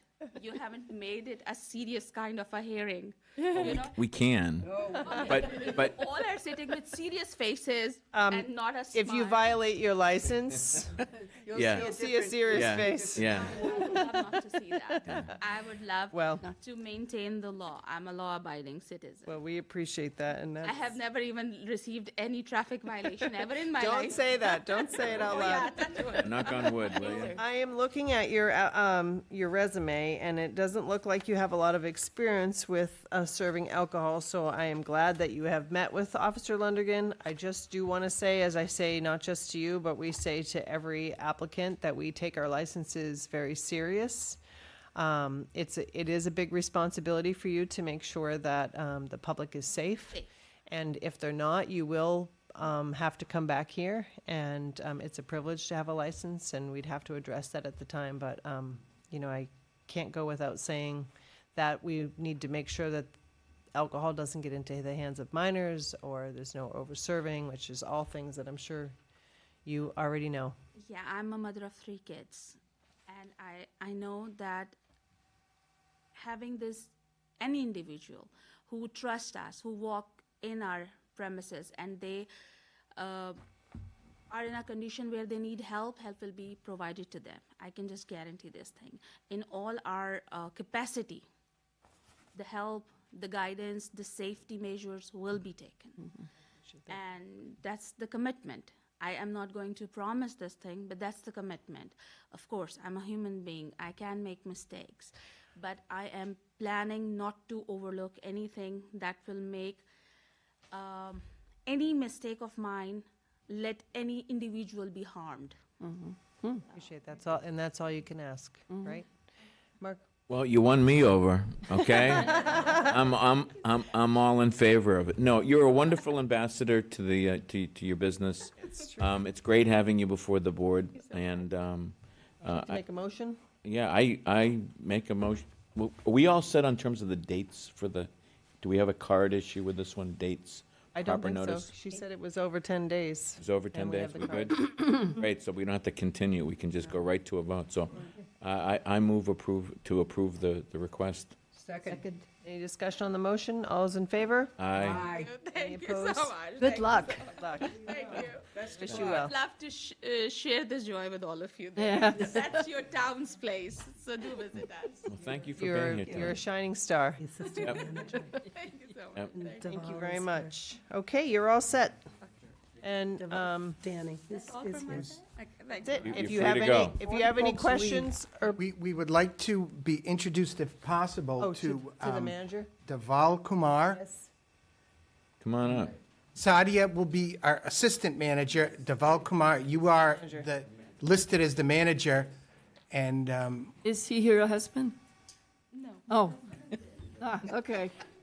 And are you tip certified? Okay, If you could perfect. Come to the microphone. Yeah, that's all right. Yep. I'm sure that's what Amy's looking for. And you also will have the responsibilities as Sadia had. Did you also meet with Officer Lundergan and you understand the rules and regulations? Okay, great. Well, it's nice to meet you, and we hope to encounter you again, but not see you sitting here in any negative form in the future. So. Not that we will make sure we will not be at fault. in future. Excellent. Was there something else, Bob, that you? No. You just wanted to make sure we met the manager, and we need to make sure that you, as the manager, understand the rules, and you say that you do, so, great. Thank you very much. Thank you very much. Thank you. Thank you. And we voted on that, right? Yep. Okay, great. All right, so now we have a discussion about, I see, you're all set?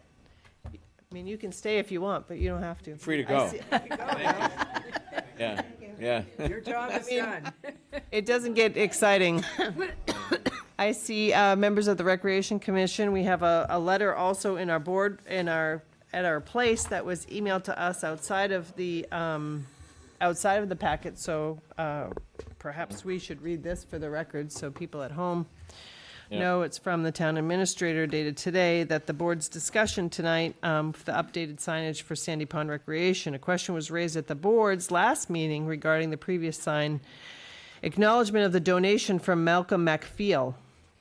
Steve, can you come up here too and join Amanda? Because we're going to have questions for you. Our office looked into the matter to gain more clarity in order to provide guidance for a new sign. Mary Alice and Florio and Pam Barnes collected the research, Board of Selectmen minutes, town reports, and files from the 1980s for additional information. And I contacted the then town administrator Bob Lawton and Recreation Director Pat Armstrong for additional background. Our results are as follows. The property at Sandy Pond was purchased by the town in the mid-1980s from Dorothy Rose and Jack Braggington Smith for the purpose of developing a park. Mr. McPhail was a developer from the Boston area who developed the Cove Resort on Route 28 in Yarmouth. Mr. McPhail was required to provide mitigation to offset the density of the Cove project and offered to develop the park for the town to provide this offset to allow increased density of the resort development. The original sign for the park acknowledged this donation, but the park was never named or dedicated with the name of Malcolm McPhail. Based on the history of the property, there does not appear to be any formal ties to Mr. McPhail directly or to the property that would require continuing to acknowledge in any new signage, specifically given the benefits gained in the increased density for the resort development.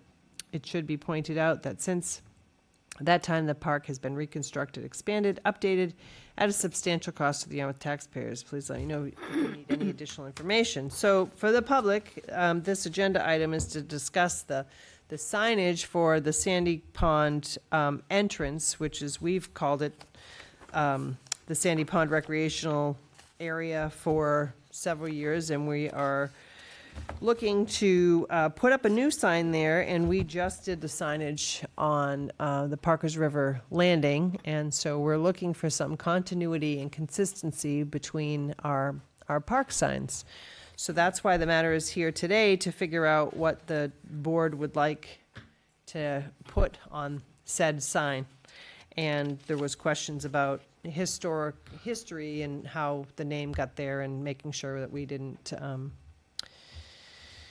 disrespect any previous vote or requirement of the board. So I think that satisfies that for us. We also have a letter in here from Steve Szanski asking us to look at the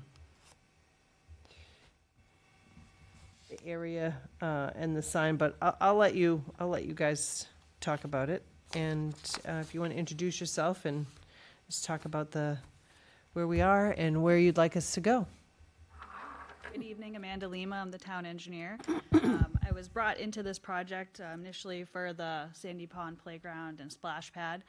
When I went to the Zoning Board of Appeals, there was a condition that required us to put in a pedestrian crossing and sidewalk amenities, and that's currently in construction. So while we were modifying the entrance, both the Recreation Commission and Parks noted how deteriorated the existing sign is, how far it is up the hill, and so we wanted to, revisit replacing it and moving forward with that. And I'll hand it off to Steve. Steve Sozansky from the Recreation Commission. Debbie Clark from the Yarmouth Recreation Commission.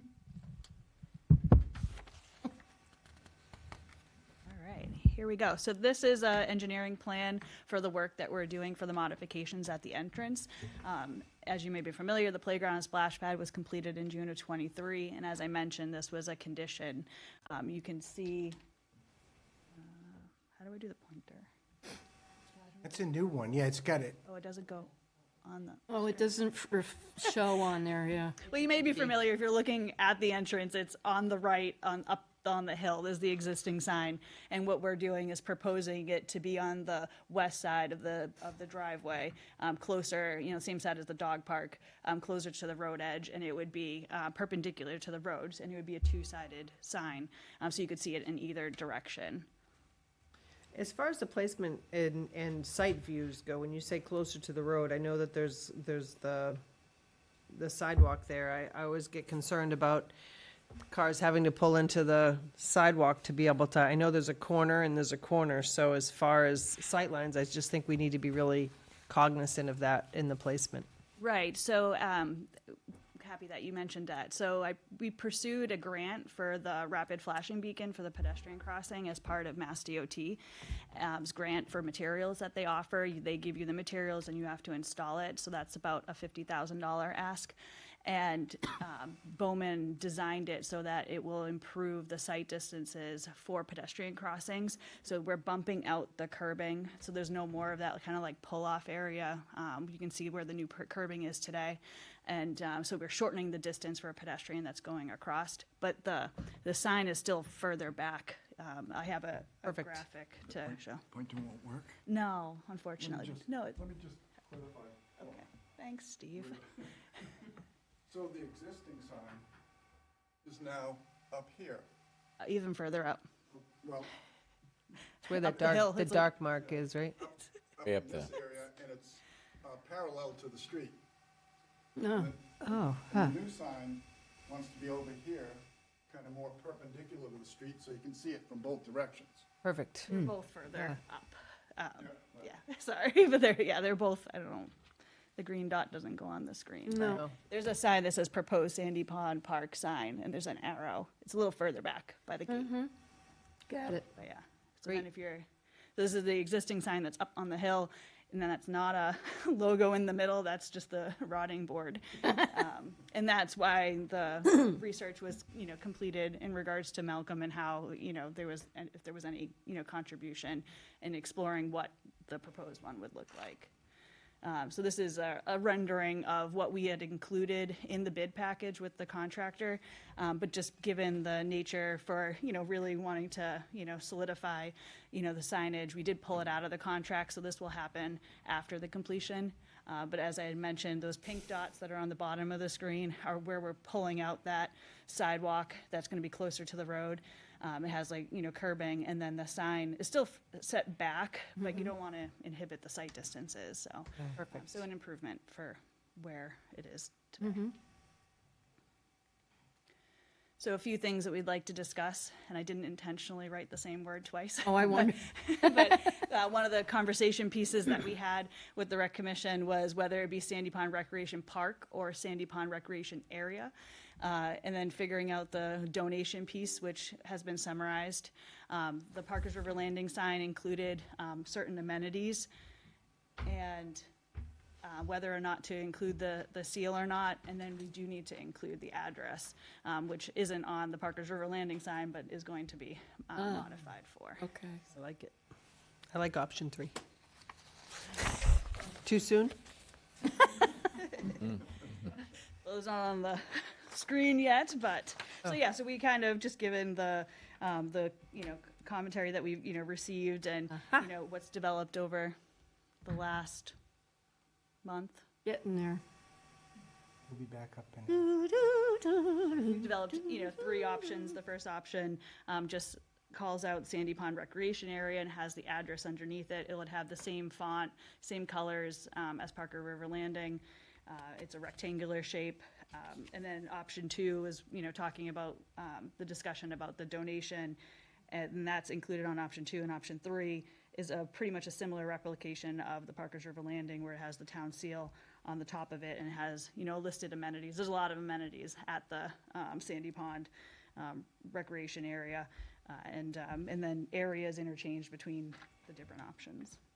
Doesn't say splash pad, though. No. I remember that with the letter to the board, Steve, you had a second attachment, which was a suggestion about standardizing our signs, kind of giving a brand for Yarmouth. I was a little surprised when I was presented with the decision of what to put on the sign, that there was no font. There's no font specified, no color specified, the size of the sign, the shape of the sign, the posts that hold the sign. I was just a little surprised that there wasn't some kind of standard throughout the town. That's why we have Amanda. I know. She's helping us get there. Well, I mean, I would venture to say it's been a lot of years since it's not often, like we were just talking about before, we've added, right, a couple of new things. We've added a new park. I don't know when, this in the 80s was probably the last park we added. We did some work with Flax Pond, which brings, which we probably could do some. Peter Homer got changed. Peter Homer? Yeah.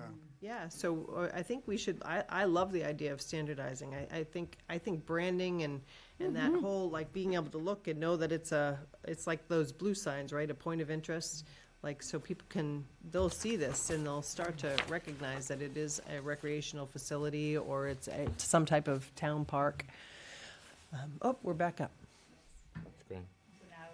The illustrations, we get the 3 options, like I had summarized. We get the rectangular, kind of just just simple, relaying the message of where you're at.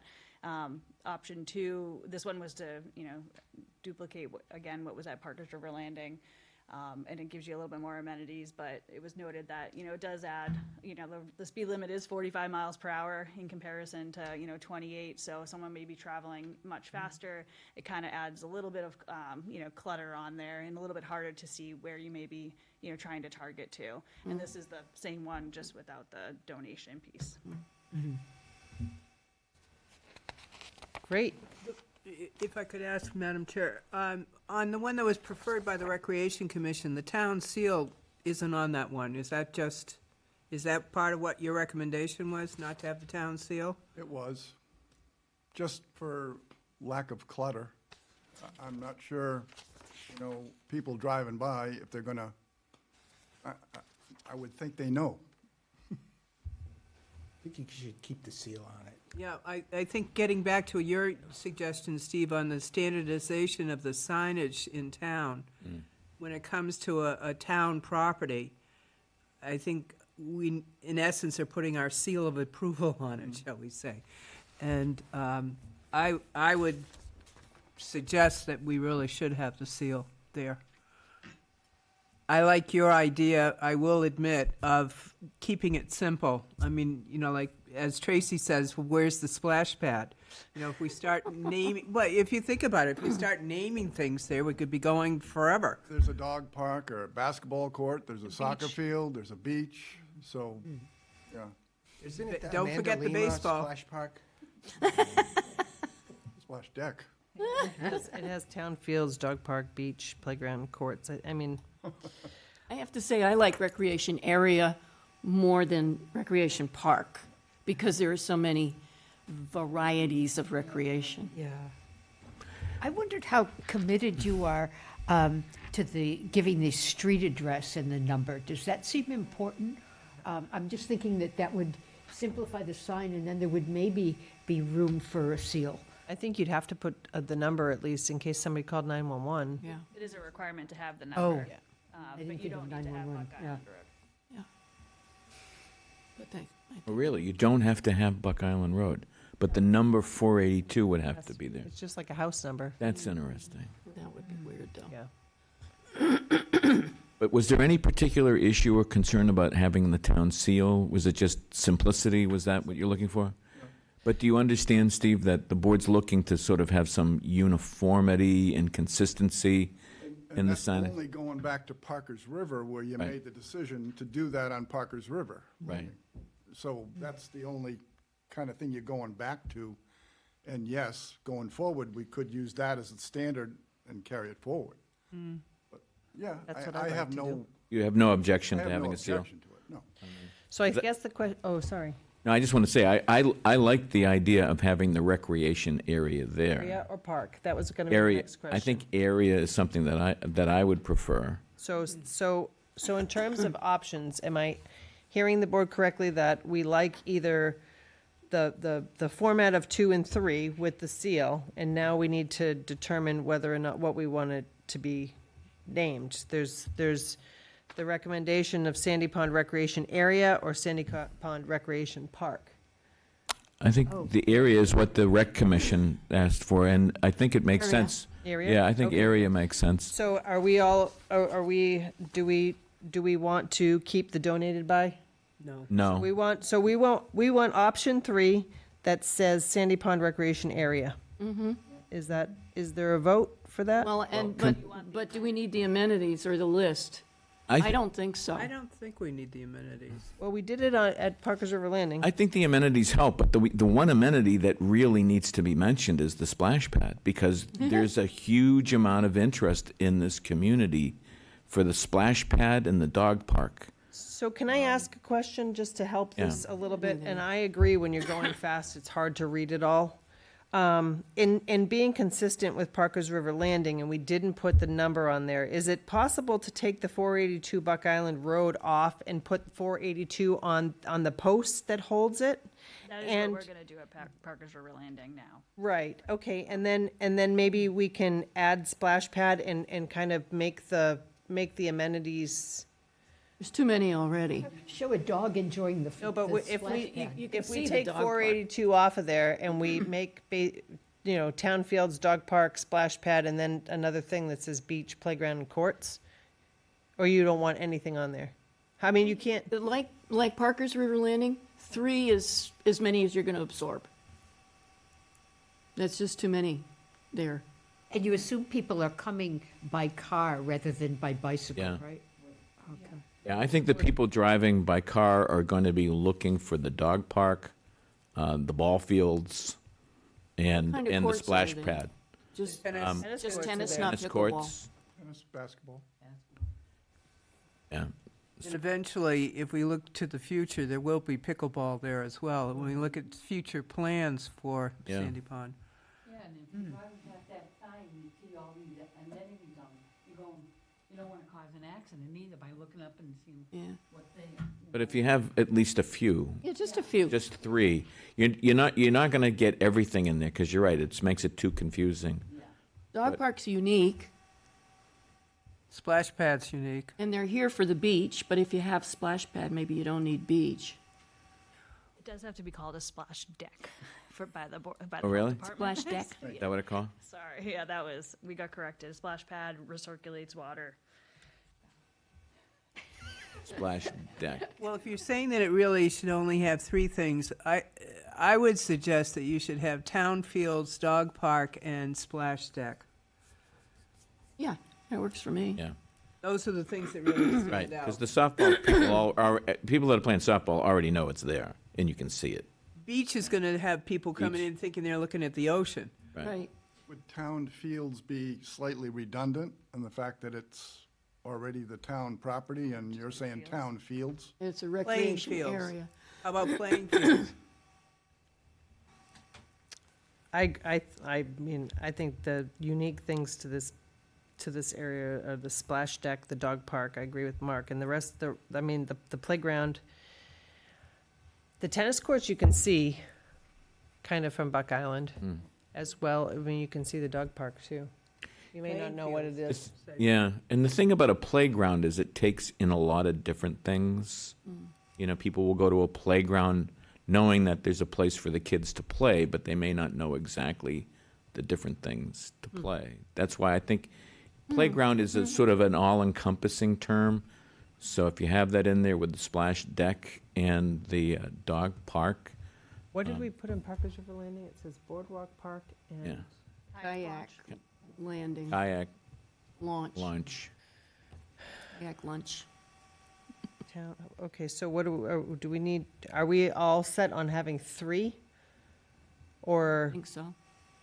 I think, I agree with Liz, that, I mean, you get too many up there, people are gonna be tooting along Buck Island, and they're not gonna see And the anything. reality is we have a lot of accidents there. Yeah, And I do think the sidewalks and the other work will help reduce the number of accidents. I would go along with dog park, splash deck, and playground. Because once again, the unique thing is that our playground there is an all-inclusive playground, and that's the only one in town. Yeah. So I think highlighting the playground, that's something that's unique as well. But Amanda, are you saying that at Parker's River, you're not going to put the Route 28 or Main Street? You're just going to put the number on the post? it's right there, it's already made. It's not No, on the it's sign. Not, we the don't right, have it you can yet. see We're it. still waiting. It's gonna be on the one that's, the post that's further, or closest to Route 28, and it'll be on the post. We could do the same thing here to save, Well, that's what I'm wondering, should we, and also to be consistent. So that's what you're proposing, Amanda, is to put the number on a post? That's for Parker's River Landing, yes, that came out. Could you Oh, do I'm that talking for about for Sandy Sandy. Pond? And we could, yes. I think we should, just to make it I'll- less cluttered. And the only other thing I forgot to add in the discussion was the posts. This one is a little bit more elaborate than what we were thinking, and it wouldn't be 3 pilings on each side. It would just be the single one. Oh, okay. So that it'd jump out more, the number. Well, yeah, yes, it would, yeah. So Unless we Sandy, want to do 3. I didn't I would wanna like add another 482 on the post to be consistent and to make the sign less cluttered so Sandy Pond Recreation Area, area. And then take out the, dog park, playground, splash deck. And then, is there? Say what? In what order? I don't care. Ooh. I don't think it matters. I think you want to start with the playground. playground. Yeah, playground, dog park, So, splash. Sophie wants Splash dog deck. park first. Dogs, who comes first?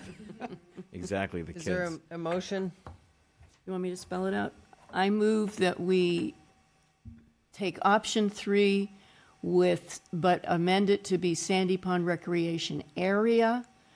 The address is struck, knowing that the number will be on the post, and the amenities will be playground, dog park, splash deck. Perfect. Is there a second? Second. Second, I'd also like to consider an amendment. That we're not just doing a sign. I want to make sure that we're naming the site. All right? This is not just a sign, but we are also, by our vote, I want to make it abundantly clear that we are voting to name the site the Sandy Pond Recreation Area. So can I amend the motion to include that? It did include it, but yeah.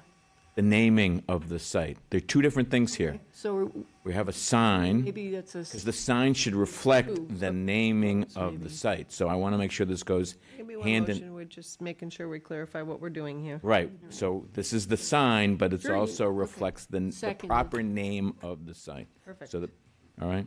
Yep. Okay, any discussion on that? There was a second? Yes. Okay. All those in favor? Aye. Any opposed? Thank you for your work on this. yeah.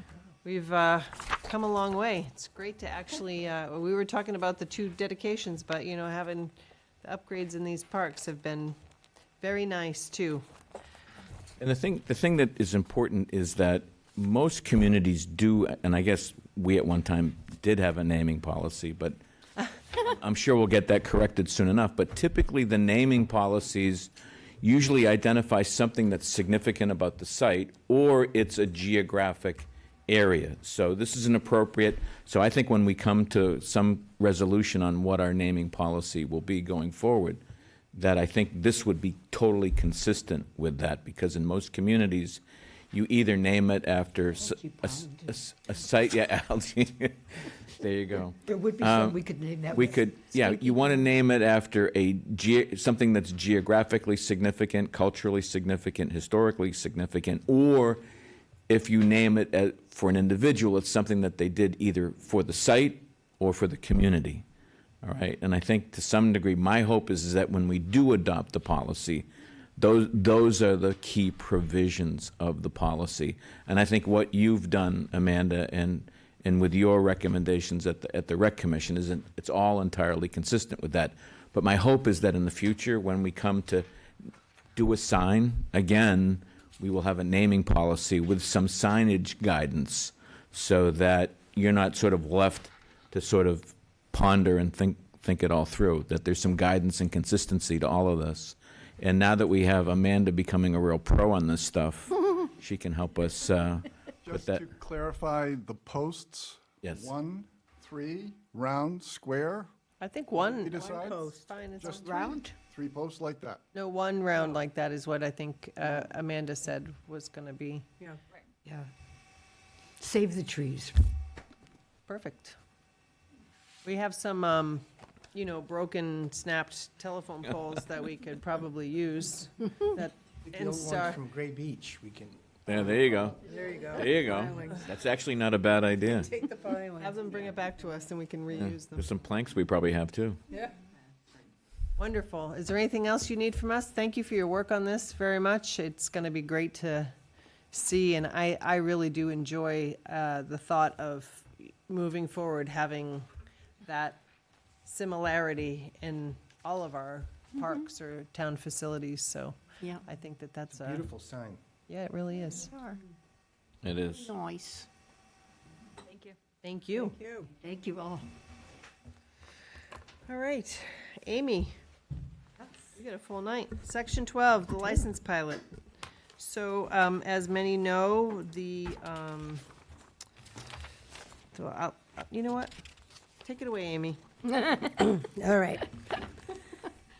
So recently, the governor of Massachusetts proposed a pilot that is the Alcoholic Beverages Control Commission, ABCC, advisory regarding the local licensing authorities, LLA's, option to temporarily allow its on-premises licensees to sell alcoholic beverages for 1 additional hour, not to exceed 3:00 a.m. So let me just take that part first, okay? Because it was very ambiguous to me, and I called Ralph up at the ABCC and talked to him about it. And he also acknowledged a lot of people are confused about this. So some of the cities and towns in Massachusetts allow their licensees to stay open until 2 a.m. So this part of the law was designed to allow these licensees to stay open 1 hour beyond their licensed time to serve alcohol. And for the purpose of, it's a pilot program, it's only meant to be done until July 31st, 2026.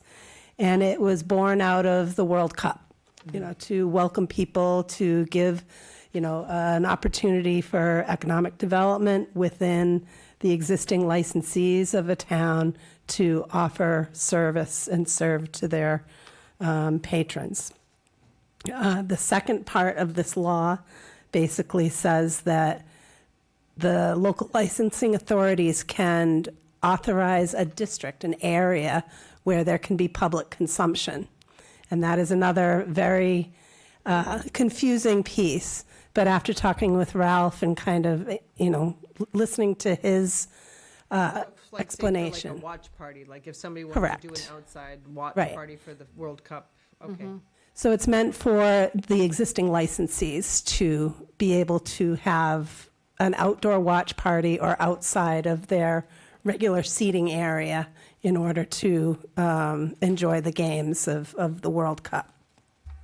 In further discussion with him, I talked about the game schedule and how most of these games are very well coordinated in the Eastern Time Zone to be in the afternoon or early evenings.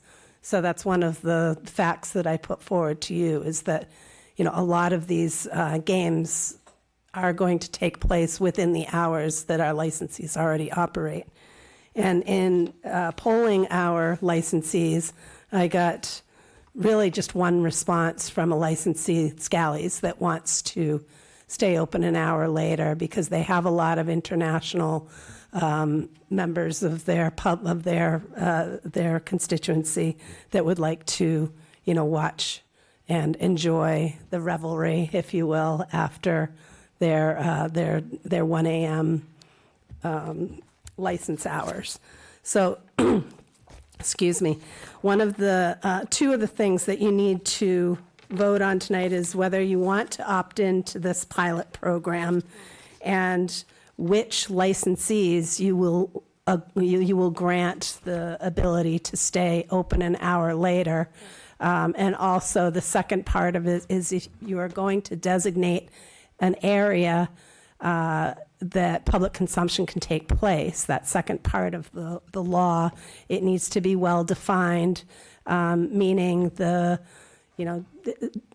Ralph basically mentioned, you know, from number 1 Main Street to 1555 Main Street, and which ones of those licensees in that area will be open till an hour after their license time, and which licensees will have the ability to have the watch parties outside of their licensed area. So That makes it easy. yeah, so it's basically 2 parts. If you choose to opt in, you know, which parts are you going to opt in on? And number 2, which licensees, or how will you determine which licensees will allow? The license administrators around the Cape have all had some back and forth emails. I put that into your packets just this evening. And basically, nobody's opting into the watch party part or the public consumption part. And a lot of the licensees that have been polled around the Cape are not interested in staying open an hour later, simply because it's not something that they feel is needed. So I have 2 questions. One, this exempts any advertising or a need for hearings, right? Correct. So, and the second one is, you polled our licensees, there's only 1. So, I mean, that makes it easy. And number 2, if somebody else came forward, we could, if we voted tonight to allow 1 license to extend for an hour with no watch party, if somebody else can, I mean, I don't know how any board could do it without knowing the details of the watch party, right? Like, if somebody came that had some type of plan that we could review, Right. potentially, you know, we could consider that, but without that circumstance, I don't think anybody on this board probably would ever I guess consider what that. they're asking, though, is just to have the ability for a restaurant or. They have the ability through this law, but we don't have to, Yeah. we don't have to opt into that. So- But if they want to have a watch party and we don't opt in, they can't have a watch party. I wouldn't say that. I would say if they come can have it forward inside and they and have some type of proposal, we could opt in at that point in time. Right, we have a process in place for a 1-day alcohol or special alcohol or special entertainment licensing. Okay. So we could follow I would that. say from my point, I wouldn't even consider the watch party point. And to opt in to have 1 licensee for an extra hour for a month, I don't have a problem with that. That'd be the only thing I'd consider under this. So what about, Watch party sounds scary. It sounds like the Go Cup thing in New Orleans, and the streets get really crazy. just to Maybe eliminate they'd be driving because it isn't a city. the Bayberry Hills request, M&G Grill, to serve liquor an hour earlier? That Part would of the not, law. that would not fall under this, so. No, the law specifically states 1 hour later than Extension. what is. Are we considering doing this for Scally's? I would say for a month's time as a trial, if he's requested it, Yeah, that's I my. would say Why not? let them do it for an hour. I mean, I don't know My how the only- board feels. My only concern on it is that all of our establishments in Yarmouth are very close to abutters. And we've time and again heard concerns about late-night activity and disrupting their sleep. And what we'd now be doing is pushing that an hour out later. And I think of Scally's, for instance, and where it's located, and that is going to come up against abutters that are right on the other side. People are concerned about the noise that's generated in the parking lot at the end and the disturbance that it makes for the homeowner. And, you know, it's a true hardship. And so, and we've only got one that's been interested in doing it. I would not be inclined to allow it. I feel they've shown the interest, and again, I'm trying to be more, trying to help the commercial individuals in Yarmouth. The only thing I can say is this doesn't preclude them from any, Special license. this doesn't preclude them from any requirement of their license. They need to keep the noise inside, they can, you know, all of the same laws and rules still apply. If this was a permanent thing, you know, I mean, nothing, my mother told me nothing good happens after midnight, right? So, I mean, Say that. my instinct is no, but I mean, what's the difference, 1 or 2 a.m.? It's one business for a month. Yeah, I that's my mean, thinking. I don't know. It's special, they're making, Mark? Did Scally's make a written request? Yes, they did. They did. That's in the packet. Yes. Guess I missed that.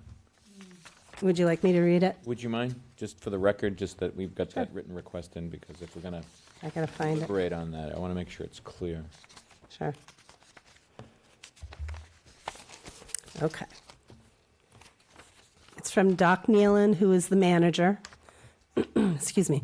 Dear members of the Yarmouth Board of Selectmen, I hope you are well. I am writing to respectfully request approval for a 1-hour extension of our on-premises alcohol service license for the World Cup in accordance with the recently enacted state legislation permitting such extensions. On June 8, 2026, Governor Maura Healey signed an act authorizing municipalities to opt in to a temporary pilot to extend the hours of liquor licenses and to allow for public consumption in designated districts in summer 2026.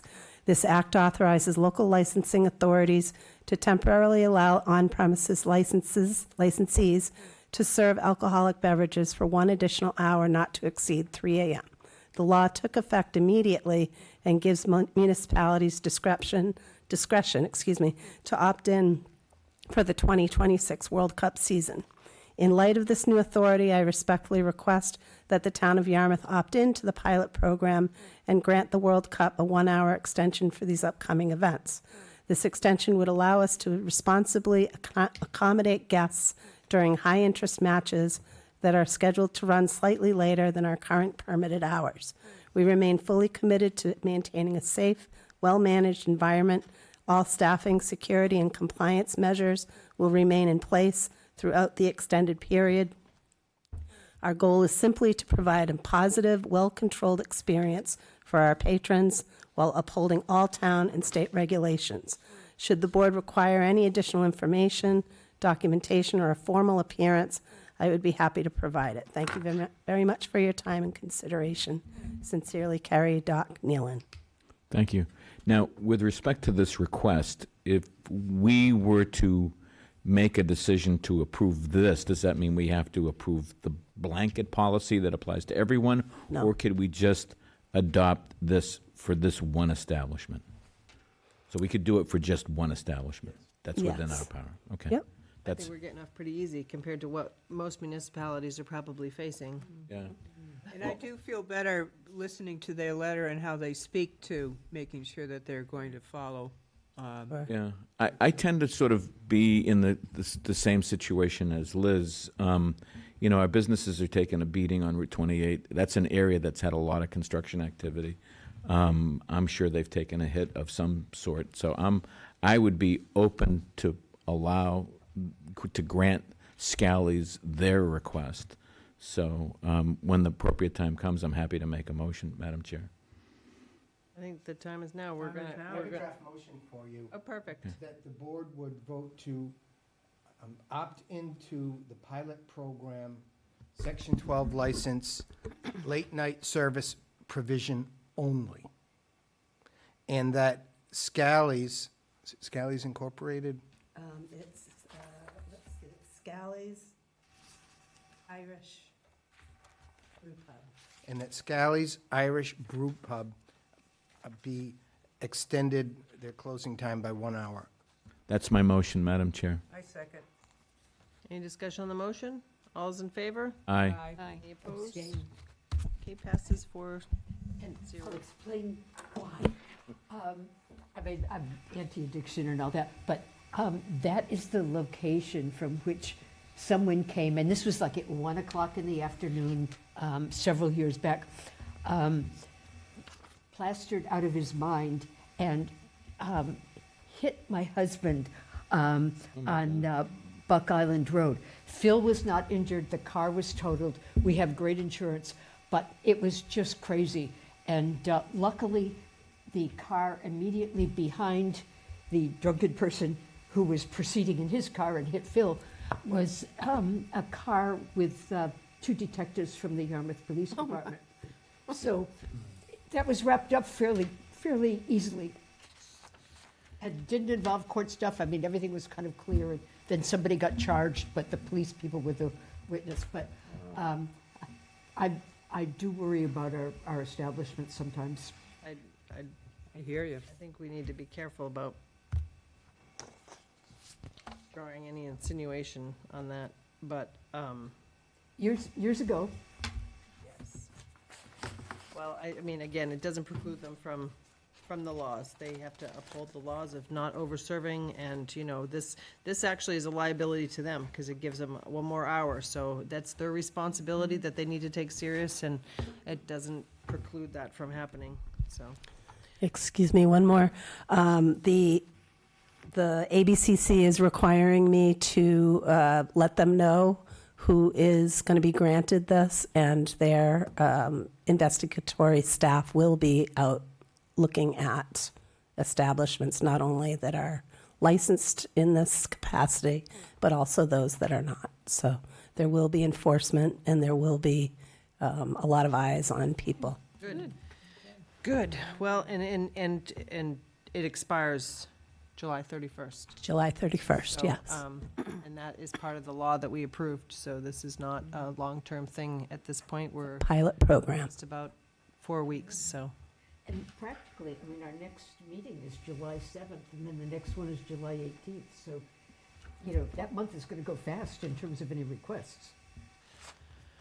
Right. For sure. Okay. Just Madam Chair, Amy, thanks for doing all the homework on, took a lot of time to pull that together. Thank you. You're welcome. Yeah, great work. Thank you. Perfect. All right. So next we have a discussion of the Energy Committee charge. Oh, we didn't vote yet, did we? I thought we did, yeah. It was Yet, four- and I abstained. That's right, thank you. Yeah, Mark. Then I gave a speech. Motion. And then I, Seconded. Gotcha. how could you forget my Joyce speech? abstained. And everyone else said yes. Yes, got it. Thank you. I'm going to excuse myself. Ooh, you very me much, too. No, I guess I won't. Thank you. Have a good night, everyone. Thanks, Amy. Same to you. All right, we have a discussion on the Energy Committee charge. And I just want to say that I thank you, Joyce. She got the draft. I reviewed the draft and put it in the same exact format as all of our committee charges. You can do a book, go one to the other, and they all have these exact. Is this what we have in front of us?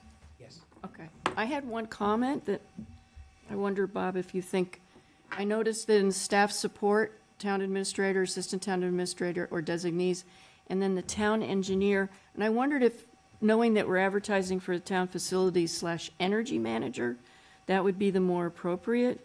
If we could designate them. Okay, so leave town engineer in there too? Yeah, I'd leave it Okay. the way it is, and, you know, we could designate. Very good. Staff. Okay. I mean, in the past, it's been like with George, town DPW director. I think the main thing is somebody from the staff who knows stuff. Madam Chair, I move to approve the revised Yarmouth Climate Mitigation and Energy Committee charge. And, yes, so it's both the charge, mission statement, and title of the committee, all three. Well, I don't understand why we're voting on a mission statement. Usually the mission statement comes from the committee, but the charge. It's a charge, yes. Got the name right on it. I know, it says and mission statement. We never did that before. Second. Any discussion on that? All's in favor? Aye. Aye. Opposed? Nay. Okay, moving on. Town administrator items. Do we want to do consent? You're waiting on consent agenda. That's under town administrator items. Oh, I'm sorry, I see. Okay, you want to start with the consent agenda? I had a comment. I wanted to understand, there's a donation to the Yarmouth Town Libraries from an estate, and I was curious as to how it would be divvied up. That's a almost $13,000 dollar donation, and I just for understanding, wondered how that would be divided up. Does it go to all three libraries? No. We go to the town, the operating budget of the town. Goes to the donation account. Right. For the libraries. Libraries. And it's not divided up until Town meeting, right? they divide it up. It doesn't need town meeting, it can be expended under the library commission. Okay, just curious. Thank you. I have a follow-up question on that. I assume that this is sort of a special donation. Like, it would seem like the donation would lose its meaning if it were just moved to cover operating expenses, so that library funding stayed the same and the town didn't have to pay some of the operating expenses. I assume this is going to be used for something other than Usually if somebody day-to-day? makes a donation that they want it specifically earmarked to something, they make that. And if it's just to the library can designate it how they want to use it in their budget any way they want. Oh, great, okay. It's all in the way that it's donated. A lot of times, there's very formal acceptance for very specific things, but if it's just donated to the library, they can utilize it The anyway. library swimming pool needs work. And this one, just to clarify, this is part of that larger donation that is for the benefit of the South Yarmouth Yarmouth Library. Library, yeah. I was going to ask that question. Yeah, this is the estate of Linda B. Simon. Yeah. And it's the process check, and that goes for Specifically to South Yarmouth. So it's not split up. It's not for the general library fund. Gotcha. Okay. Is there a motion on the, I move we approve the, accept the consent agenda. Approve the Second. consent. any discussion? All those in favor? Aye. Any opposed? Unanimously. Go ahead, Bob. It's all you. We have a couple of items.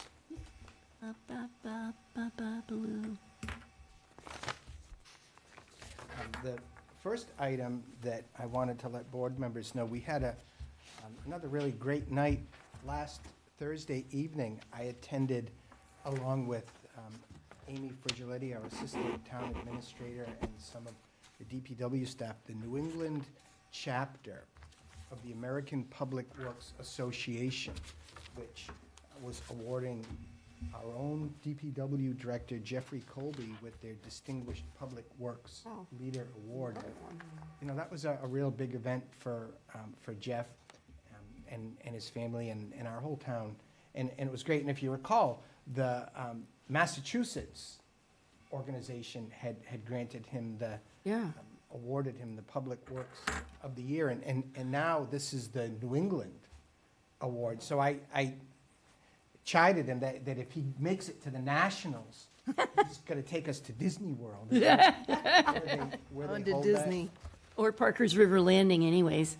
We're hoping it's Disney. We'll find out. But congratulations to Jeff Colby and the DPW. And it was a great event.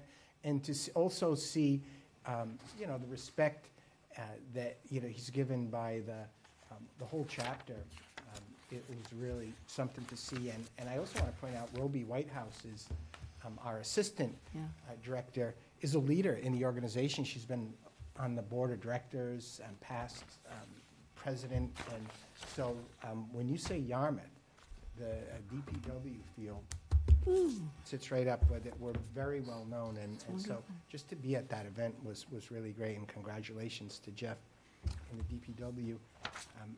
My second item is was contacted by the Yarmouth Housing Authority, and they're preparing to issue a new RFP on their Forest Road project. And I just want to be clear that despite many offers, they did decline to meet with our working group. If you recall, I put together a whole entire working group to review the technical issues. And so they declined several times to meet with us, but they have prepared a new RFP, which I'm hoping to get and provide you with copies of. Now, what I was told that the changes in the RFP is that they have added the requirement for a nitrogen removal septic system. So that was one of the things that we had asked for, and I was going to push hard with our working group. And another interesting thing that we hadn't asked for is they are requiring a conservation restriction be placed on all of the property that's not developed, so that they've got a limited amount of housing, and then they're going to put a conservation restriction on the remainder of the property that they own in that location. And that was something I know that they had representatives of the neighborhood that were at their meeting. And the other item that we were going to ask for very strongly, which I still think we can get, that was the stormwater remediation program. Now, there is a requirement for a project of this threshold, that meets this threshold, to provide a stormwater management plan. So I'm convinced that we can make sure we get a stormwater management plan. But I'll get a copy of the RFP, make sure everyone gets it, and I just learned all this information, so I wanted to bring it to the board. How many units? I think that they're limited to, in the area of like 90 bedrooms, so that would be split up. So, you know, Right, you're some talking threes, about some twos, some ones, yeah. 40, 50 units, maybe a little. That's what I remember is 40 units, yeah. So that wouldn't take all of that parcel, so it could wind up being, we'll have to take a look at how it plays out, but it could be substantial on the conservation piece. But we'll have to take a look at that, and you know, the devils are gonna be in the details. And thirdly, I wanted to update the board on the Emmy Small Building Committee. We've been placing most of our efforts in the owner's project manager selection process. And we did complete, we finalized the RFP through many hours of discussion, released the RFP, received the bids back for owner's project manager. I was appointed to the committee to evaluate the proposals. I've had a lot of experience with owner's project managers and construction projects. And we conducted a review, made a short list, and just this afternoon, right before this meeting I got done, we did interviews for the owner's project manager. So we haven't selected a company yet, but we're narrowing it down, and I would say, I was very impressed with the finalists that we received in the interview process. So I don't have any real reservations about the selection of an owner's project manager. I think it's been a high-quality process that I personally participated in, so that's just an update. Glad you're there. Yeah, Madam Chair, does the OPM, Bob, participate in the actual feasibility study in making sure that all options are thoroughly evaluated, or is it an OPM that's more focused on building a new facility? Great question. And I want to say, it is with this SBA process, it's much more rigorous than your normal OPM situation. So to answer the question directly, yes, they are a critical resource in the feasibility study. And one of the things I would say that we spent a lot of time talking about today in the interviews with the finalist firms is how specifically They were going to assist us working through the various options, the no-build option, the use of existing buildings. And we also had a separate question about the process that they would use to assist us in working with the various stakeholders in our community. That, you know, it's a regional school. We have a regional school committee. We have a building committee. We have the town of Yarmouth. We have this select board. We have all of the input. And on both of those, the two firms in particular were very strong in how they would assist the building committee and the community in going through the various options and listening to people, hearing what the suggestions, concerns, issues are, and trying to have productive options that help build a consensus around the issue. So I do believe that having the OPM will be a central figure in helping us to coordinate those issues. Thank you, Madam Chair. Thanks, Bob. And the last one, you saw a letter on your desk. You probably says, what the heck is this? Apparently, we are required to send a letter to the Massachusetts Board of Library Commissioners regarding our progress in getting the votes to do the grant. And obviously, we didn't get any of the votes to do the grant. And so, working with the staff, I came up with that letter. I wanted, it's a draft letter. We're supposed to send it to them by June 30th. And I wanted to make sure board members knew what we were doing, why there's a letter, that there's nothing in the letter that is objectionable. And we're not, making any definitive statements. In fact, the biggest definitive statement is we'd like to confirm that we did not receive the votes that our grant application had indicated we were supposed to get by June 30th.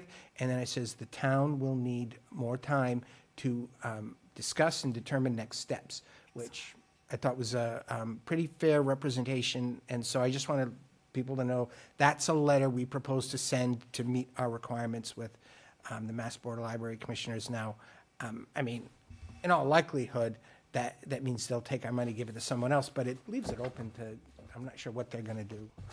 But it just lets them know where we stand. And so that's what that letter's about, but it would be my intention to send that to them by June 30th. That way we're in compliance with everything we're supposed to be in. It's just some of the highlights of the last week. Great. You want to talk about special town meeting tomorrow? So we have special town meeting tomorrow at 6 p.m.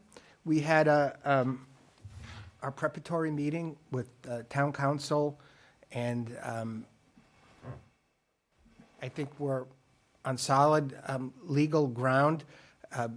It's, somewhat awkward that the town moderator, our new town moderator, is unavailable, but obviously it couldn't be helped. So the way the process works, and Attorney Tallerman is going to assist us in matriculating as smoothly through the process as we can. The meeting gets called to order, and the first order of business is... Calls the meeting to order? There was some question as to whether town council would do that on our behalf. Yeah. It was mentioned the town clerk could possibly, but we're going to have Jay Tallerman there. He's going to try to call it to order and help us through the process. To what would happen is that we would seek nominations for a temporary town moderator. And we do have one individual, I believe, that was asked by Jim Sabin to try to fill in for him, our former town administrator, Bob Lawton, who's very knowledgeable on municipal affairs. And he, really to his credit, has been participating, learning all about the town meeting, and he attended our meeting, such that if he is in fact nominated and elected as a temporary moderator, he's very familiar with the recommendations of the select board, all of the material, and the idea would be, he's also contacted the petitioners and, sort of mediated that whole issue. And my understanding is that the current update is that there will be no speeches or statements, that the moderator would be looking for a motion of indefinite postponement from the select board, and that, you know, barring a positive motion on the article, that that would be the primary motion, and it would be moved and voted without any real additional discussion. But obviously, once you enter into a town meeting, you know, we don't even know who the actual moderator is going to be and what people are going to raise their hand and say, but that is the planning. We are, you know, prepared to operate just like any regular town meeting, and we'll be prepared for basically anything. Okay. Sounds good. And we're going to meet at 5:30 to go over it. Okay. Evening attire, right? Pearls, diamonds, Evening attire. tiaras. Got it. Well, if that's it, I'd like to make a motion to adjourn. Second? Any discussion? All those in favor?